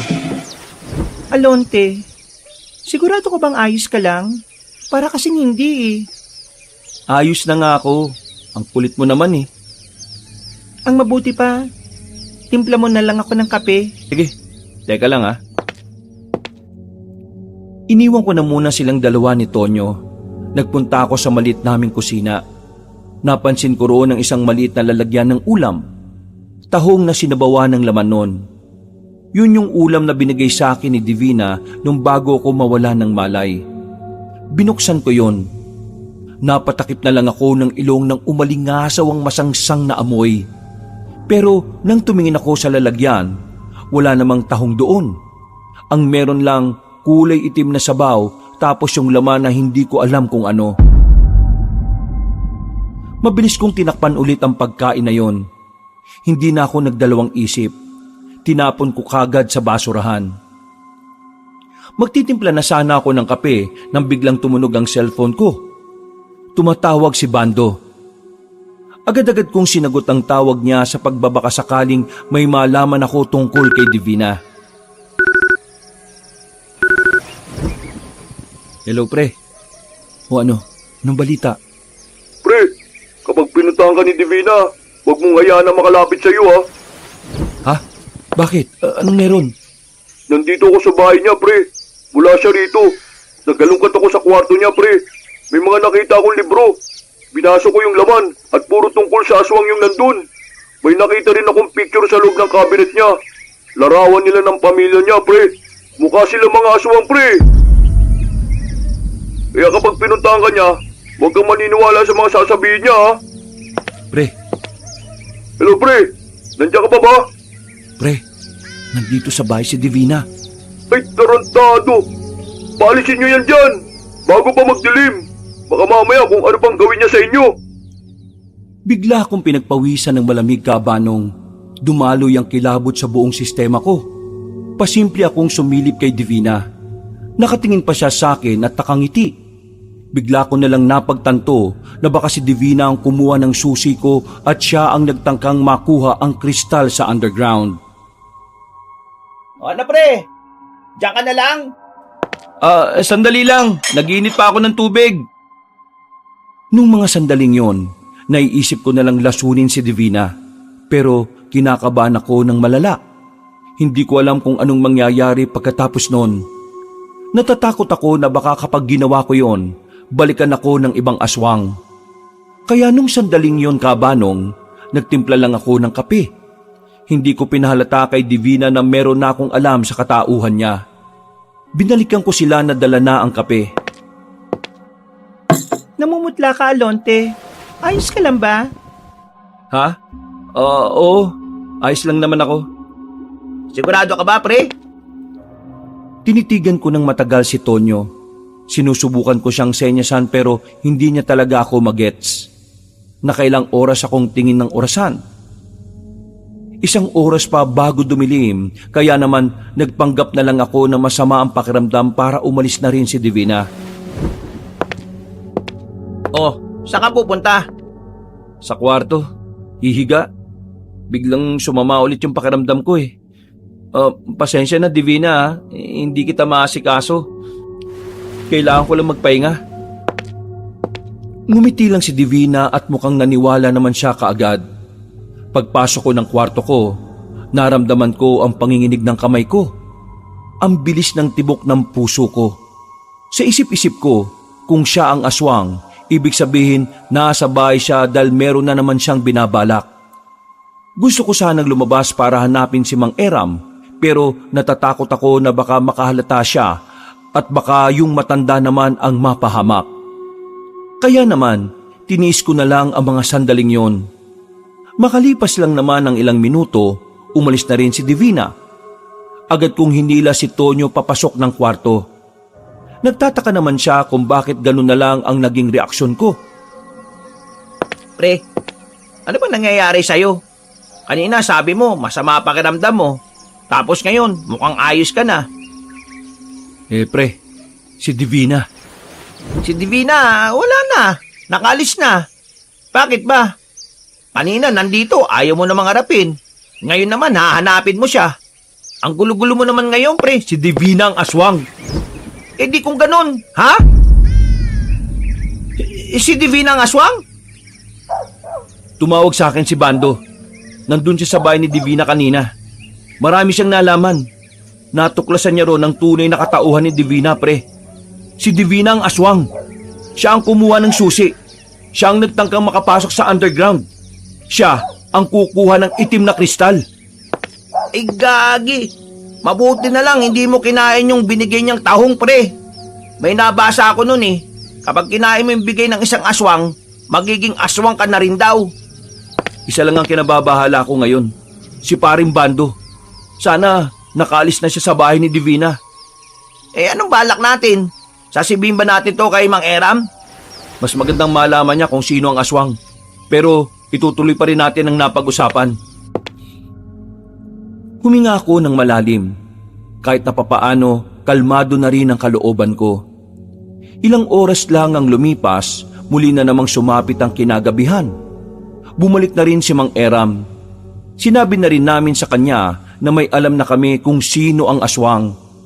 Nasa loob lang ng bahay si Mang Eram. Dala-dala na niya ang mga gamit niya para pumaslang ng aswang. Kaming dalawa naman ni Tonyo, nakabantay lang kami kung kailan papasok ng silong si Divina. 8:00 pa lang noon, maaga pa, pero hindi namin inalis ang tingin namin doon. Si Bando kaya, kumusta? Hindi pa rin ba nagte-text sa'yo? Kung nasan man siya ngayon, ipagdasal na lang natin na sana nasa maayos siyang kalagayan. Matyaga kaming naghintay ni Tonyo roon. Kahit na nilalamo kami sa kinalalagyan namin ay wala kaming pakialam. Mga bandang 10:00 nakarinig na kami ng mga kaluskos. Humawak na kami sa itak. Hindi nagtagal, nakita na namin si Divina na lumabas. Marahan pa siyang naglakad papunta sa silong ng bahay namin. Sininyasan na namin si Mang Eram na nakadungaw sa bintana. Wala na siyang sinayang na pagkakataon. Nang masiguro naming nakapasok na sa underground si Divina, dali-dali na kaming sumunod doon. Kasama namin si Mang Eram na dala na ang pamatay niyang itak. Na ayon sa kanya, higit na nakamamatay ang itak na yon para sa ibang aswang. Ang itak na yon ay ginawa lang daw talaga para pumatay ng mga masasamang nilalang. Isang malaking pagkakamali na pumasok ka rito, iha! Gulat na gulat si Divina nang bumabaring kami roon. Nanlalaki ang kanyang mga mata. Alam niyang ng mga sandaling yon ay pwedeng katapusan na rin niya. Wala kasing ibang madaraanan. Walang ibang malulusutan kaya walang tsansa na makatakas pa siya. Kaya naman baka sa mukha niya ang taranta. Hinahanap mo ba ang itim na kristal, aswang? Ha? Anong kristal? Huwag ka na magkaila, Divina. Alam na namin ang lihim mo. Kaya pala, dikit ka ng dikit sa akin dahil lang sa itim na kristal na narito. Hindi ko alam ang sinasabi nyo. Wala akong alam dyan, Alonte. Wala kang ang may tatago sa amin. Nalaman na ni Bando ang katauhan mo. Isa kang aswang. Ikaw ang kumuha ng susi. Ikaw rin ang nagtangka nung una na makapasok dito. Planado mo lahat ng ito. Pati na rin yung unang pagkikita natin. Alam mong lolo ko nagtago ng kristal, kaya pinilit mo makadikit sa akin. Kinakaibigan mo ako at inaakit mo ako sa pagbabakasakaling ibigay ko sa iyo yun ng kusa. Pero malas mo. Kasi kahit mamatay ako, hindi ko yun ibibigay sa iyo. Ano bang pinagsasabi nyo? Hindi ako aswang. Kung hindi ka aswang, paano mo ipapaliwanag sa amin na narito ka? Anong ginagawa mo rito? Hindi nakapagsalita si Divina. Patingin-tingin lang siya sa paligid.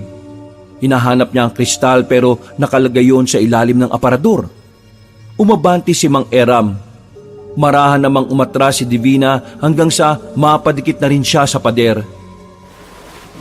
Kumagat ka sa pain. Ngayon ay nasa bingit ka na ng kamatayan. Wala ka nang magagawa rito. Wala ka na rin pagkakataon na mabuhay. Pero papipiliin kita, iha.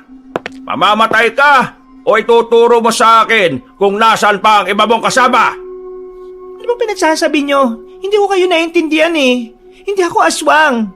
Bakit ba ayaw nyong maniwala sa akin? Hindi ka aswang? Ay sige, patunayan mo nga sa akin ngayon. Dumukot ng asin si Mang Eram sa bulsa niya at isinabo yon kay Divina. Nang tamaan sa mukha si Divina, sigaw ito ng sigaw sa hapdi. Namula ang mukha nito na parabang napaso ng mainit na tubig. Aswang ka. Hindi ka pwedeng magkaila sa akin. Alam ko ang palatandaan ng mga kagaya mo. Kaya tatanungin kita ulit. Mamamatay ka o sasabihin mo sa amin kung nasaan pa ang ibang kasamahan mo? Magaling kayo. Hindi ko inaasahan na ikukulong nyo ako dito. Pero hindi. Wala kayong mapapala sa akin. Kahit na anong gawin nyo, hindi ko sasabihin kung nasaan ang mga kasama ko. Eh wala namang problema, iha. Madali naman akong kausap eh. Sabi nga nila, hindi natin dapat pinipilit ang mga ayaw. Kasi baka pumayag. Ha? Ano raw? Kaya ihanda mo ang sarili mo ngayon, iha. Ayaw ko sanang mabahiran ng dugo itong lugar ni Rigor eh. Pero wala akong magagawa kundi gawin ito. Mang Eram, magagamit natin siya. Huwag muna natin siyang patayin. Hindi. Pwede na natin siyang patayin. Kapag nalaman ng mga kasama niya na wala na siya, sila na mismong lalapit sa atin. Hindi na ako mahirapang hanapin sila. Lakas ng loob mo magsalita ng ganyan. Sino ka ba sa inaakala mo? Isa ka lang matanda na nagtatapang-tapangan. Inubos naming mga aswang ang mga albularyo noon. Kaya nasisiguro ko na wala rin kayong binatbat ngayon. Oo, mapapaslang mo ko. Pero hindi nyo na mapipigilan ang pagbabalik ng mga aswang. Darating na sila para kunin kung ano ang sa amin. Kung iniisip mo mangyayari yon, eh matulog ka na lang ng mulat. Hindi niyo makukuha ang gusto ninyo. Hindi ko hahayaan na magtagumpay kayo. Biglang lumapit si Mang Eram kay Divina. Hindi ito nagdalawang isip na hagupitin ng itak ang babae. Sinama si Divina sa braso dahil yun ang pinansalag niya. Lumaylay ang braso ni Divina. Masuka-suka si Tonyo nang makita ang sumisirit na dugo ng babaeng aswang.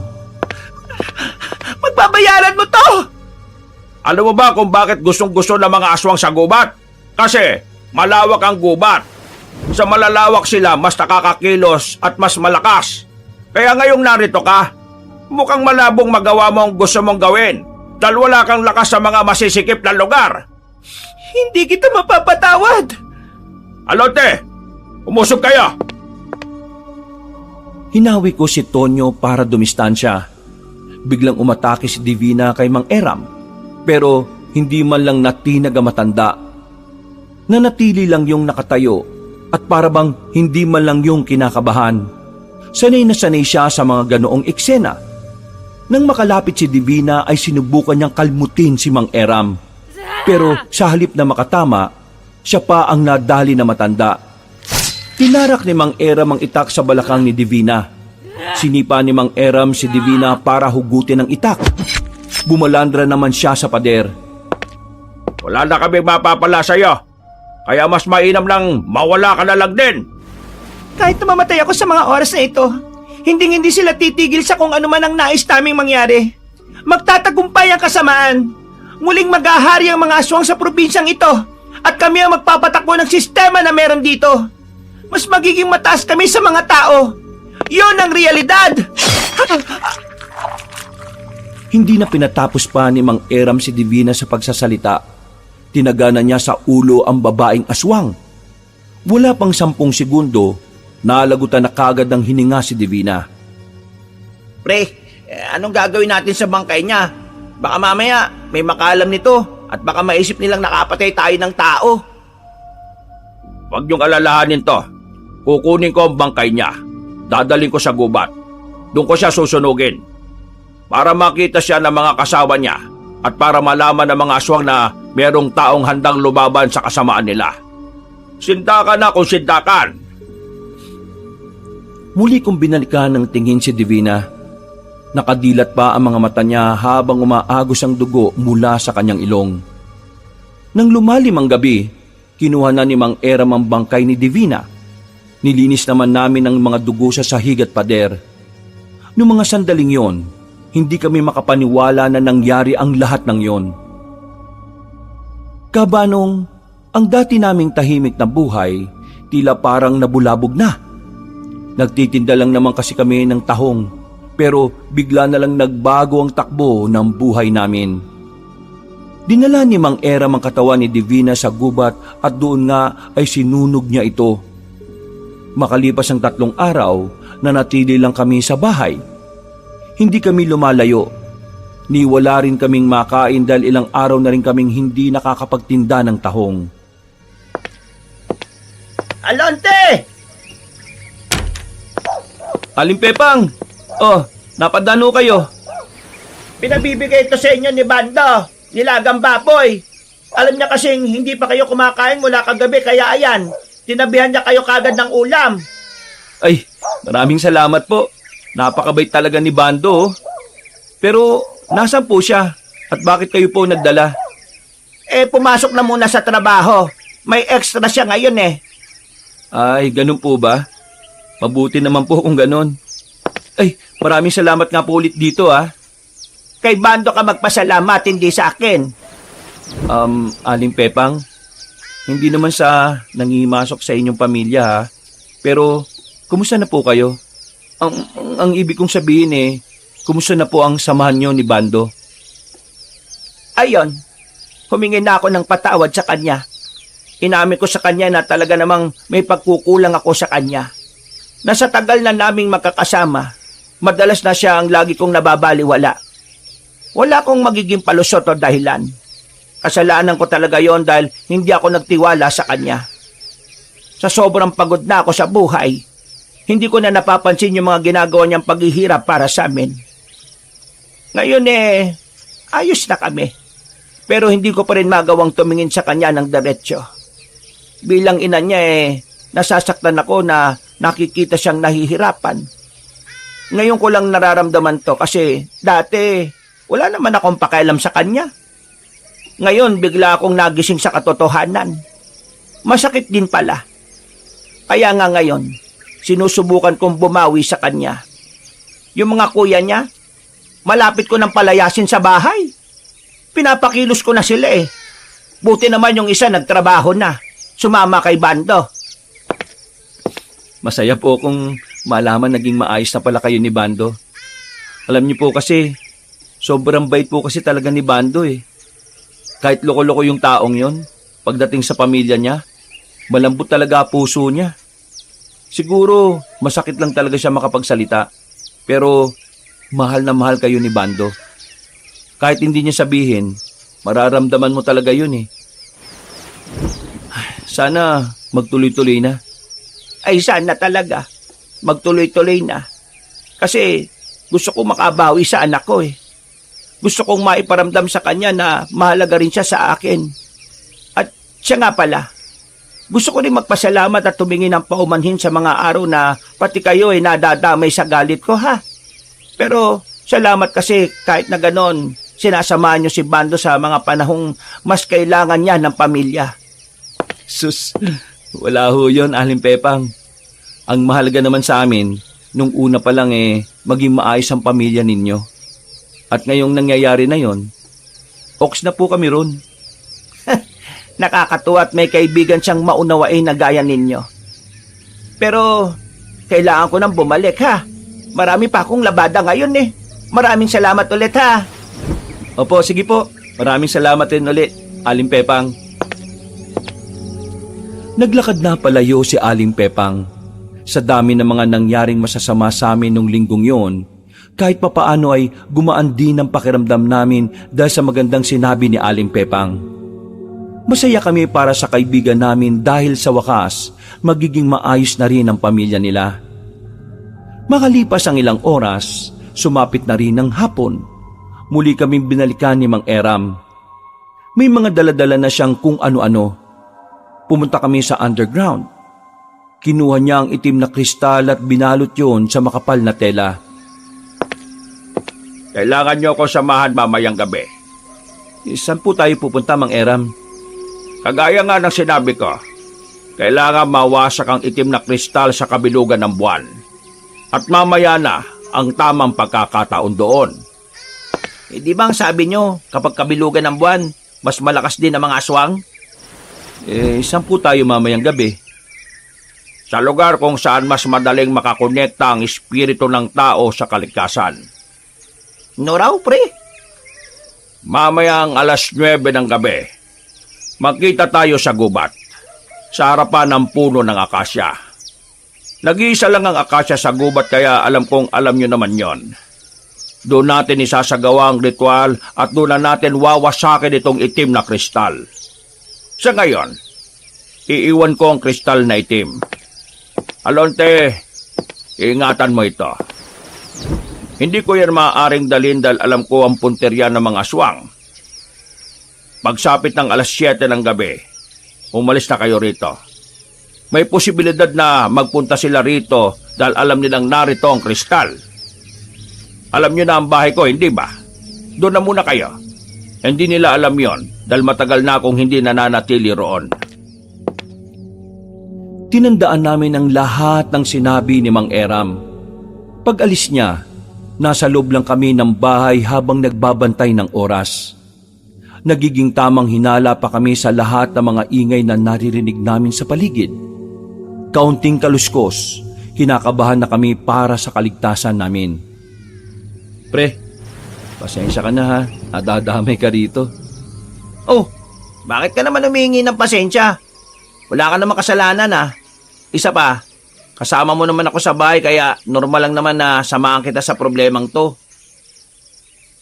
Dapat kasi, nagtitinda lang tayo ng tahong eh. Kainis kasi si Lolo no? Kung noon pa man sinabi niya na sa akin kung anong meron sa underground, di sana, nakagawa pa ako ng paraan.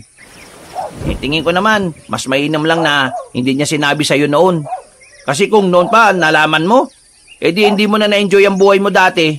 Iniisip lang niya yung kinabukasan mo, pre. Kung sa bagay, may tama ka naman. Napabuntong hininga na lang ako at napasandal sa dingding kabanong. Makalipas ang ilang oras, sumapit na rin ang gabi. Ilang minuto bago mag alas 7, lumabas na kami ni Tonyo. Kabadong-kabado kami. Kahit na may nakasukbit na itak sa tagiliran namin, hindi namin maiwasang hindi kabahan at matakot.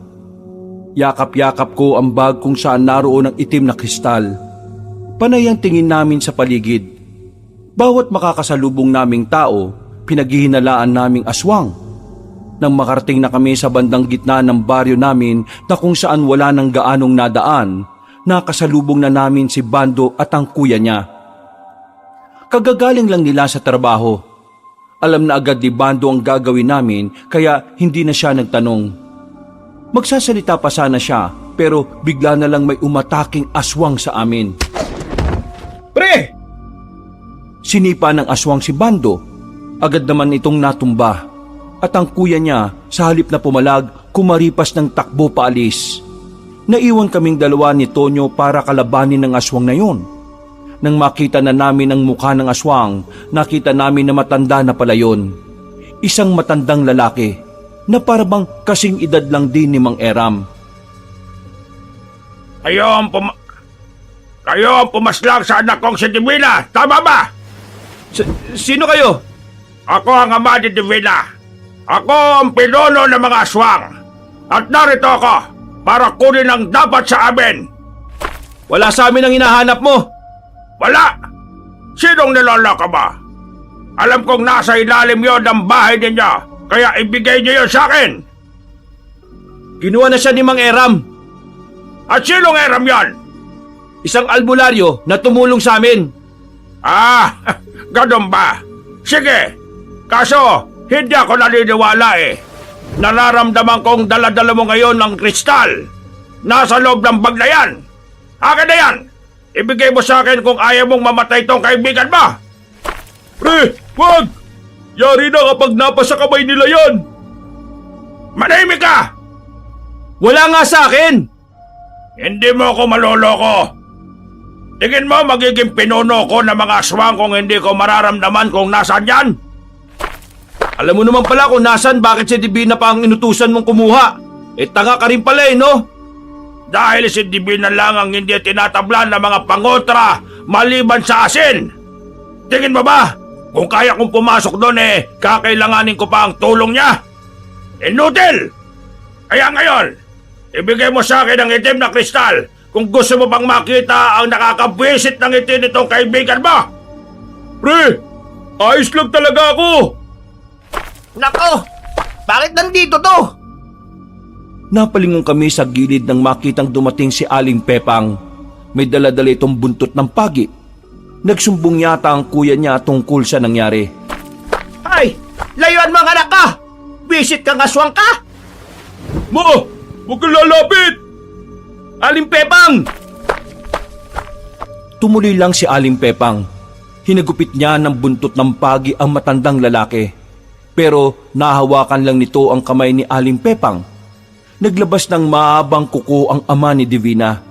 Tinutok sa leeg ni Aling Pepang at sa mga sandaling yon, mas lalong naging komplikado ang lahat. Para mas maganda at mas tensyonado, ito na lang ang gagawin nating kapalitan. Ngayon, papipiliin kita ulit. Ibibigay mo sa akin ang kristal na itim o mamamatay ang nanay ng kaibigan mo. Hindi na nakapagsalita si Bando noong mga oras na yon. Alam niyang pareho lang na mahalaga ang mga pagpipilian, pero nararamdaman ko sa kanya na kung siya lang ang masusunod, ang nanay niya ang dapat niyang piliin. Pero iniisip ko rin nung oras na yon na kung sakaling maibigay ko na sa matandang lalaki ang kristal na itim, magsisimula na rin silang maghasik ng lagim. Walang katapusang kasamaan ang magagawa nila dahil malaki ang tsansa na maging immortal ang mga aswang. Maikli ang pasensya ko. Hindi ako kagaya ng anak ko na maraming pasakalye. Kapag sinabi ko, gagawin ko yon. Kaya ito na ang huling beses na magtatanong ako. Itong matandang ito, o ibibigay nyo sa akin ang itim na kristal? Kung ano man ang sinasabi ng isang ito, huwag niyong ibibigay. Wala na akong pakialam kung ano mangyari sa akin. Matanda na ako. Kaunting buhay na lang ang meron ako sa mundo. Kaya wag niyong ibibigay ang kailangan niya. Manahimik ka! Pero ma, ngayon na nga lang tayo nagkasundo ulit Hindi ko kayang mawala ka. Bando, ang mahalaga, napatawad na natin ang isa't isa. Kaya ayos lang ako. Alagaan mo mabuti ang sarili mo, ha? Huwag mo nalang intindihin ang mga kapatid mo. Hayaan mo silang matuto sa mga sarili nila. Ang dami niyong dada! Papatayin ko na to! Sandali lang! Ano? Ibibigay mo na ba sa akin ang kailangan ko? Ibibigay ko ng itim na kristal. Pero bitiwan mo muna si Aling Pepang. Anong akala mo sa akin, tanga? Hindi ako ipinanganak kahapon, iho. Ibigay mo sa akin ang itim na kristal. Saka ako bibitiwan ng matandang ito. Wala akong tiwala sa iyo Mas lalong wala akong tiwala sa isang tao na isa sa mga pumatay sa anak ko. Alonte, Wag! Ang ibibigay! Manahimik ka! Wisit ka! Pre, anong gagawin natin? Baka mamatay si Aling Pepang. Inuubos mo talaga ang pasensya ko, bata! Tutuluyan ko na to! Wag! Eto na! Ibibigay ko na nga! Alam kong mas malaking kaguluhan ang mangyayari sa oras na makuha na ng matandang aswang ang itim na kristal. Pero noong mga oras na yon, kahabanong, hindi ko rin kayang isipin ng magandang simula ng mag-ina ay sa akin din magtatapos. Kaya naman, mas pinili ko si Aling Pepang. Mas ginusto kong kahit minsan lang maranasan nilang mahalin ng isa't isa. Marana kong lumapit sa matandang aswang. Dinukot ko ang itim na kristal sa bag ko. Kaliwaan! Iaabot ko to sa'yo. Ilapit mo sa akin si Aling Pepang. Hindi nagsalita ang matandang aswang, pero nakatingin lang siya sa akin ng masama. Sumunod siya sa usapan. Nang iabot ko na sa kanya ang telang itim kung saan naroon ang kristal, sa kanya tinulak sa akin si Aling Pepang. Binuklat niya ang tela at nakita niya roon ang itim na kristal. Ngumiti siya ng malapad, pero mga ilang sandali lang nawala ang ngiti niya nang meron siyang mapansin sa hawak-hawak niya. Ginagago mo ba ako? Ha? Anong sinasabi nyo? Ayan na nga ang kristal na itim eh. Ano pang kailangan nyo? Hindi itong itim na kristal! Peke ang ibinigay mo sa akin! Eh yan yung galing sa silong ng bahay namin eh. Yan ang matagal nang nakalagay sa ilalim ng aparador sa underground namin. Wala na akong ibang hawak na kristal. Hindi itong totoong kristal na itim! Hindi! Ipinakita niya sa amin kung papaanong dinurog niya lang ang itim na kristal gamit ang kanyang kamay. Nanlaki ang mga mata ko sa kaba. Hindi ko alam kung ano ang nangyari. Sa pagkakaalala ko, yun lang ang binigay sa amin ni Mang Eram. Unti-unting nagbagong anyo ng matandang aswang. Humaba ulit ang kuko niya. Nagbago ang mukha niya. Naging kulubot at namumula na ang kanyang mga mata. Napapatras na kami nung oras na yon. Kahit na may daladala akong itak, hindi ko magawang magtiwala roon. Malambot ang pagkakahawak ko sa tanging sandata na dala ko ng dahil sa kaba. Niloko mo akong lalaki ka! Humanda ka ngayon sa akin! Napatingin ako sa itaas. Bilog na ang buwan. Mas nakadagdag pa ng kaba para sa akin yon. Lalo na kapag naiisip ko na ang gabing yon ay para talaga sa mga aswang. Ilabas mo ang tunay na kristal! Ilabas mo! Wala na akong ilalabas. Yan na lang ang meron ako dito eh. Wala na akong pakialam sa sasabihin mo! Papatay na kita ngayon! Kayong apat! Akmang lalapit na sana siya sa amin nang biglang may pumukol na palaso sa kanya. Nailagan niya yon, pero ang pangalawang palaso ay tumama na sa kanyang braso. Dahil doon, napatras siya at hinanap niya kung saan nagmumula ang tumira ng palaso. Sa gilid, doon namin nakita si Mang Eram. Kalmado, mahinahon at tila normal lang para sa kanya ang nangyayari. Ha? Sino ka? Ako ang kasamahan ng mga albularyong pinaslang niyo noon. Hindi ka magtatagumpay ngayon. Hindi matutupad ang pangarap niyong maging immortal. Muling pinukulan ni Mang Eram ng palaso ang aswang. Nakailag na yon sa mga sumunod na pagkakataon. Akmang lalapit pa sana siya kay Mang Eram nang biglang makaramdam ito ng kakaiba sa katawan. Anong nangyayari sa akin? Hindi ka na makakagalaw ng maayos kaya mas madali na kitang mapapaslang ngayon. Tila bagsak ang kalahating katawan ng aswang. Laylay, hindi niya kontrolado. Kaya sa takot na baka mapatay siya ni Mang Eram, tumalon niyo ng mataas sa puno at agad na ring umalis. Mang Eram, buti na lang dumating ka. Munti ka na kami. Anong ibig sabihin nun? Yung hawak kong kristal, hindi pala totoo. Nasa akin ang totoo. Plano ko na talaga to para walang sagabal mamaya. Sinadya kong isipin niya na nasa inyo ang kristal na itim para makakuha ko ng pagkakataon na mapas lang siya ng patalikod. Pero dumaplis lang eh. Pero hindi bale, mapaparelisa siya ng kalahating oras. Kaya magagawa na natin ang ritual ng walang banta niya. Ang lumalabas pala rito, Ginawa mo kaming pain? Ay, hindi naman sa ganon. Anong hindi sa ganun? Yun ang lumalabas sa ginawa mo. Wala kang sinabi sa amin na peke ang dala naming kristal. Munti ka na kaming mapahamak eh. Munti ka na mapahamak si Aling Pepang. Ano ba ginawa nyo? Ha? Nilagay nyo kami sa kapahamakan. Hindi ko sinabing peke ang dala niyong kristal. Dahil alam kong merong nakikinig sa usapan natin. Alam kong merong nagmamasid sa atin kanina. Hindi ko lang pinansin. Pero ang totoo, bago ang gabi, bantay sarado na tayo. Kaya kinailangan kong gawin yon. Hindi ko rin naman inaasahan na magbabago ang plano eh. Bigla-bigla lang talaga, kaya pasensya ka na. Ayos lang sa akin ang nangyari. Mas maganda ang ginawa niya, Alonte. Ang malaga naman ngayon ligtas ang nanay ko. Ligtas tayo. Wala na tayong oras para magtalo.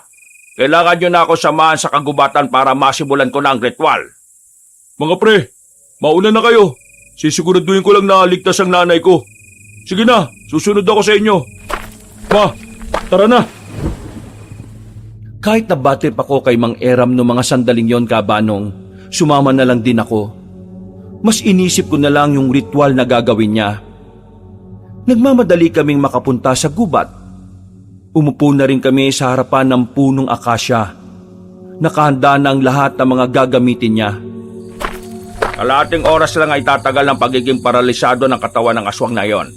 Kailangan matapos ko kagad ito. Anong gagawin namin? Kailangan nyo lang akong bantayan. Sa oras na may maramdaman kayong aswang, gawin nyo ang lahat para hindi siya makalapit sa akin. Gawin nyo ang lahat para hindi ako maabala sa gagawin ko. Sinasabi mong kakalabanin namin ng mga aswang na magtatangkang makalapit dito? Oo, ganun na nga. At tingin mo talaga kakayanin namin? Kailangan nyo kayanin. Pambihira naman Hindi naman kami biyasa sa pagpatay ng aswang Ipagdasal nyo na lang na sana hindi nila maramdaman na narito tayo. Sige na, kailangan ko nang simulan nito. Umupo na si Mang Eram sa gitna ng mga kandila. Ang mga kandilang misteryosong hindi namamatay kahit na mahanginan sa kagubatan. Sinunod namin ang sinabi niya. Tahimik lang kaming nagbantay habang siya nagsisimula ng rituala ng kristal na itim na nakalagay sa ibabaw ng malaking sangkalan. Pre, nakaka-15 minutos na tayong narito Mga nasa 10 minuto na lang siguro, mawawala na yung pagiging paralisado ng aswang kanina. Kailangang matapos na ni Mang Eram yan. Magtiwala lang tayo. Hanggat wala pang aswang na nakakadiskubre na narito tayo, hindi tayo dapat mangamba. Kaso kinakabahan ako, pre. Paano kung maabutan nila tayo rito? Tayo ang lalaban sa kanila. Hindi ko sigurado kung ayan natin protektahan yung matandang yan. Napalingon kami ulit kay Mang Eram na abalang nagsasalita ng kung ano-anong lingwahe. Wala kaming maintindihan sa kanya. Napansin na lang din namin na merong dugong tumutulo mula sa ilong niya. At ang mga kandila ay misteryosong mabilis na natutunaw. Hindi ko alam kung anong ginagawa niya. Basta kung ano man ang ritual na yan, sana matapos na siya. Sana... Bigla na lang sumakit ang ulo ko ng mga sandaling yon, Kabanong. Napahawak na lang ako sa puno. Ganun na ganun ang nararamdaman ko nung nagkaroon ako ng pangitain. Uy, pre! Anong nangyayari sa'yo? Pre, sobrang sakit ng ulo ko. Nahihilo ako. Mapira naman Ano? Dalawa kayong aasikasuhin ko. Diyos ko naman, pre Ano ba naman yan? Bigla na lang nagdilim ang paningin ko, Kabanong. May sumulpot na pangitain. Isang pangyayari na kung saan meron daw isa sa amin ang mamamatay. Isang kailangang magsakripisyo at base sa nakita ko, hindi ako yon. Nang mawala na ang pangitain na yon, napaupo ako. Hindi ako nawala ng malay, pero hilong-hilo ako. Ano? Ayos ka na ba? Uy, pre! Naririnig mo ba ako? Ha? Oo. Ayos lang ako, pre. Pero, nahihilo ako Oh, ano nangyari? Buti naman dumating ka. Itong si Alonte, bigla na lang nahilo. Mga pre, may pangitain uli ako. O ano pang itain? May isang magsasakripisyo sa atin. Ha? Mamamatay siya. Naalarma kami nang maramdaman na naming merong nasa paligid bukod sa amin. Nakakarinig na kami ng mga kaluskos. Mga pagakbang ng paa na tumatapak sa mga marurupok na sanga.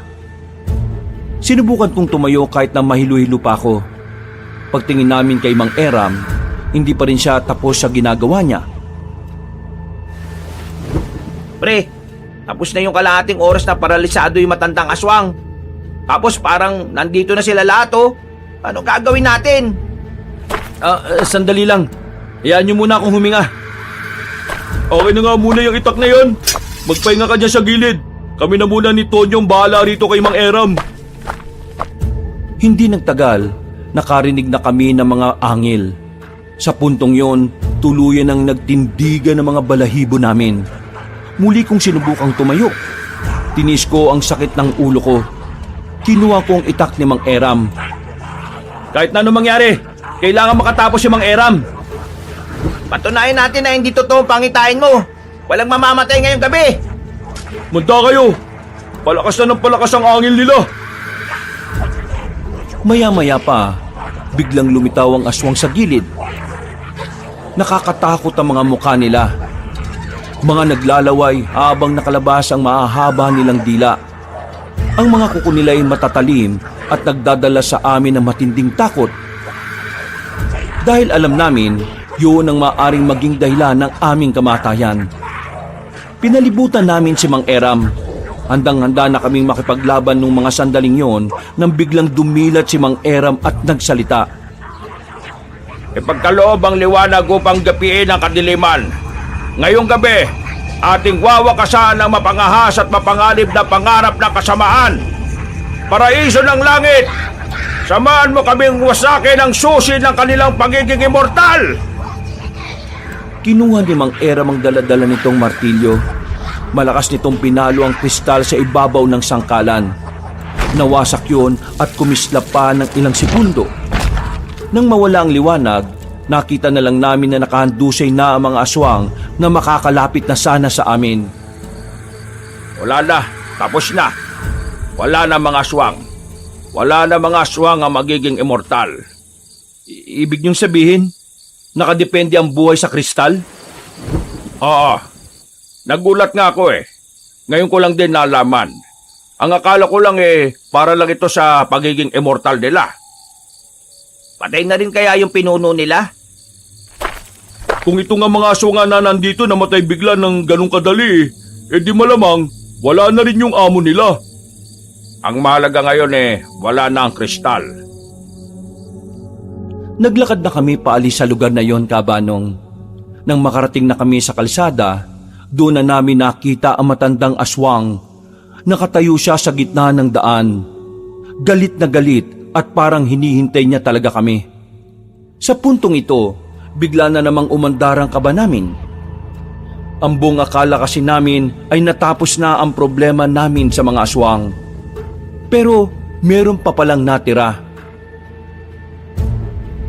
Paano ka nabuhay kung wala na ang lahat ng aswang? Wala na ang kristal kaya dapat patay ka na rin Tingin mo kasing hina nila ako para mamatay na lang ng basta? Hindi ako magiging pinuno kung nakadepende lang ang buhay ko sa isang bagay na kayang sirain ng kalaban. Kung ganon, kakaiba ka nga talaga. Pagbabayaran mo ang ginawa mong pagsira sa itim na kristal. Umanda ka! Magsipaganda kaya! Gumapang ng mabilis ang matandang aswang papalapit sa amin. Tumalon siya na mataas. Pagbagsak niya, sinubukan niyang kalmutin si Mang Eram. Pero buti na lang ay agad na naisalag ni Mang Eram ang isa niya pang itak. Nagpulasan kami nang nasa gitna na kami ng aswang na yon. Iba na ang itsura niya. Hindi na siya mukhang matanda. Hinawi niya si Mang Eram. Sa lakas niya, bumalandra agad siya sa gilid. Akmang aatake ulit doon ng aswang pero tumakbo kaming tatlo papunta sa kanya. Muli siyang lumundag palayo. Umangil ng malakas. Tumulo pa ang laway niya na parang gutom na gutom. Iligtas na ninyo ang sarili ninyo. Malakas siya. Mapapahamak lang kayo. Hindi ka namin iiwan. Ikaw naman ang mapapahama kapag umalis kami. Makinig na kayo sa akin. May mga naghihintay pa sa inyo. Sa akin, wala na. Kaya ayos lang kung sakaling mamatay ako rito. Anong ayos lang? Walang ayos doon. Hindi ka namin iiwan. Sasamahan ka namin hanggang sa kamatayan. Di ba mga pre? Oo, tama si Alonte. Mangeram, wala na tong atrasan. Abay mga pasaway talaga kayo. Tapos na ba kayo magpulong? Kasi sasabay-sabayin ko na kayong ihatid sa impyerno. Masyado ka maraming sinasabi. Biglang umangin ng malakas ang aswang. Sa sobrang lakas ng angil niya na nakita ang tenga namin. Hindi kami makagalaw dahil sobrang nakakabingi. Sumakit lalo ang ulo ko. Sa isang iglap lang, parang wala na talaga kaming tsansa na tapatan ng aswang na yon. Buwisit! Anong nangyari? Hindi ko na naituloy ang sinasabi ko nang maramdaman ko na lang na lumipad na ako. Yung pala, inatake kami ng aswang. Tumama ang likod ko sa poste at si Bando sumadsad pa sa lapag. Si Tonyo naman, tumama naman sa puno. Habang si Mang Eram naman ay bumulagta sa may gilid. Ito ang kabayaran ng inyong pagiging ambisyoso na talunin ang lahi ng mga aswang! Mga-iho, tumakas na kayo! Ako nang bahala rito! Sige na, tumakas na kayo! Nang sabihin ni Mang Eram yon, pumasok agad sa isipan ko na baka siya ang sinasabi sa pangitain ko na mamamatay para may mabuhay. Nabahala ako. Nangamba ko pero hindi ko na kaya pang tumayo. Masakit ang buong katawan ko. Masakit din ang ulo ko. Yung dalawang kaibigan ko naman ay nanatili pa ring nakahiga. Sinubukan kong tumayo pero bumagsak lang din ako. Maya-maya pa, nakita na naming nilapitan ulit ng aswang si Mang Eram. Sa mga oras na yon, nararamdaman kong tatapusin na niya ang matandang albularyo. Wag! Wag mong gawin yan! Ang mga albularyo ay salot sa mga plano ng mga aswang. Ang mga albularyo ay ang mga taong hindi na dapat mabuhay. Dahil masyado kayong pakilabero. Isusunod na kita sa mga kasamaan mong inuna ko ng ihatid sa impyerno. Hindi! Hindi ka magtatagumpay! Anong nakakatawa? Ha? Anong nakakatawa? Nakakatawa ka kasi mag-isa ka na lang. Kahit mapatay mo kami, wala ka nang kasama. Mag-isa ka na lang. Malungkot. Walang kasama. Mag-iisa kang gagawa ng paraan para maisalba mo ang sarili mo. Wala ka nang manahimik ka. Hindi ako naapektuhan sa mga sinasabi mo. Napatigil ang aswang na makita niyang may latang tumama sa katawan niya. Hindi pa ron natapos yun. Dumami pa ang lata na binabato sa kanya mula sa gilid-gilid. Maya-maya pa, naglabasa na ang mga tao. May mga dala silang kung ano-anong pwedeng ibato. Sige mga kasama, batuin ang aswang na yan! Salot yan sa baryo natin! Mo! Salamat naman sa Diyos! Buti na lang talaga. At tapusan mo ng aswang ka! Hindi namin inaasahan na magkakaisa ang mga tao para talunin ang aswang na yon. Pero kahit na papaano, nabuhayan kami ng loob. Habang sinasalo ng aswang ang mga binabato sa kanya, sinamantala na ni Mang Eram ang pagkakataon. Dinampot nito ang itak at saka itinarak sa aswang. Paghugot niya ng itak, agad na bumagsak ang aswang. Sumuka yun ng maraming dugo. At kalaunan, nalagutan na rin ang hininga. Tuwang-tuwa ang mga tao dahil sa pagkapanalo kontra sa mababangis na aswang. Natalo namin ang mga aswang. Nabura namin ang presensya nila sa aming lugar. At ang pagkapanalong yon ay ang naging hudyat para mas lalong magkaisa ang mga tao kontra sa masasamang elemento na gaya ng aswang. Makalipas ang isang linggo, nakabalik na rin sa normal ang lahat. Walang namatay, hindi nangyari ang pangitain ko. Dahil doon, napagtanto ko na ang mga pangitain pala na ibinibigay sa akin ay pwedeng kontrahin. Pwedeng gawa ng paraan at agapan. Pero yung kakayahan kong yon, hindi ko na nagawa ulit sa mga sumunod na buwan. Hindi ko alam kung bakit. Kahit si Mang Eram ay hindi rin alam. Sa mga nangyari, masasabi kong yun na ang pinakatumatak sa utak at puso namin.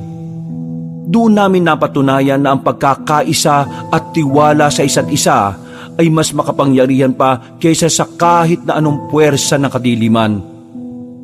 Mula noon, Kabanong, namuhay na kami ng payapa. Tinuon na lang namin ang atensyon sa pagbebenta ng tahong, habang si Bando naman mas naging maganda na ang samahan sa pamilya niya. Hanggang dito na lang po ang aking kwento, mga kabangers at mga kayanggaw. Sa lahat ng mga sumubaybay hanggang dulo, maraming salamat po sa inyo. Sana ay nagustuhan nyo at nakakuha kayo ng aral kahit na papaano. Muli, ako po si Alonte at ito ang aking kwento. Pinagpalang araw sa inyong lahat. Mga kabangers, mga kayanggaw, kabanong po uli. Maraming salamat po sa pagsubaybay sa ating magandang kwento ngayong araw. Kung nagustuhan niyo po yung kwento natin, huwag niyo pong kalimutang mag-comment at mag-like at mag-subscribe na rin. Pero kung medyo nabitin po kayo sa kwento natin, maaari po kayong bumisita dun sa isa pang channel natin. Ang pangalan po ng channel natin na yon ay Pamela Clamil. So, bisitahin niyo po kaagad yon at huwag niyo rin pong kalimutang mag-subscribe pagka nagustuhan niyo po yung mga kwento natin doon. And also, don't forget to comment and like. So, hanggang sa muling mga kwento, wakas!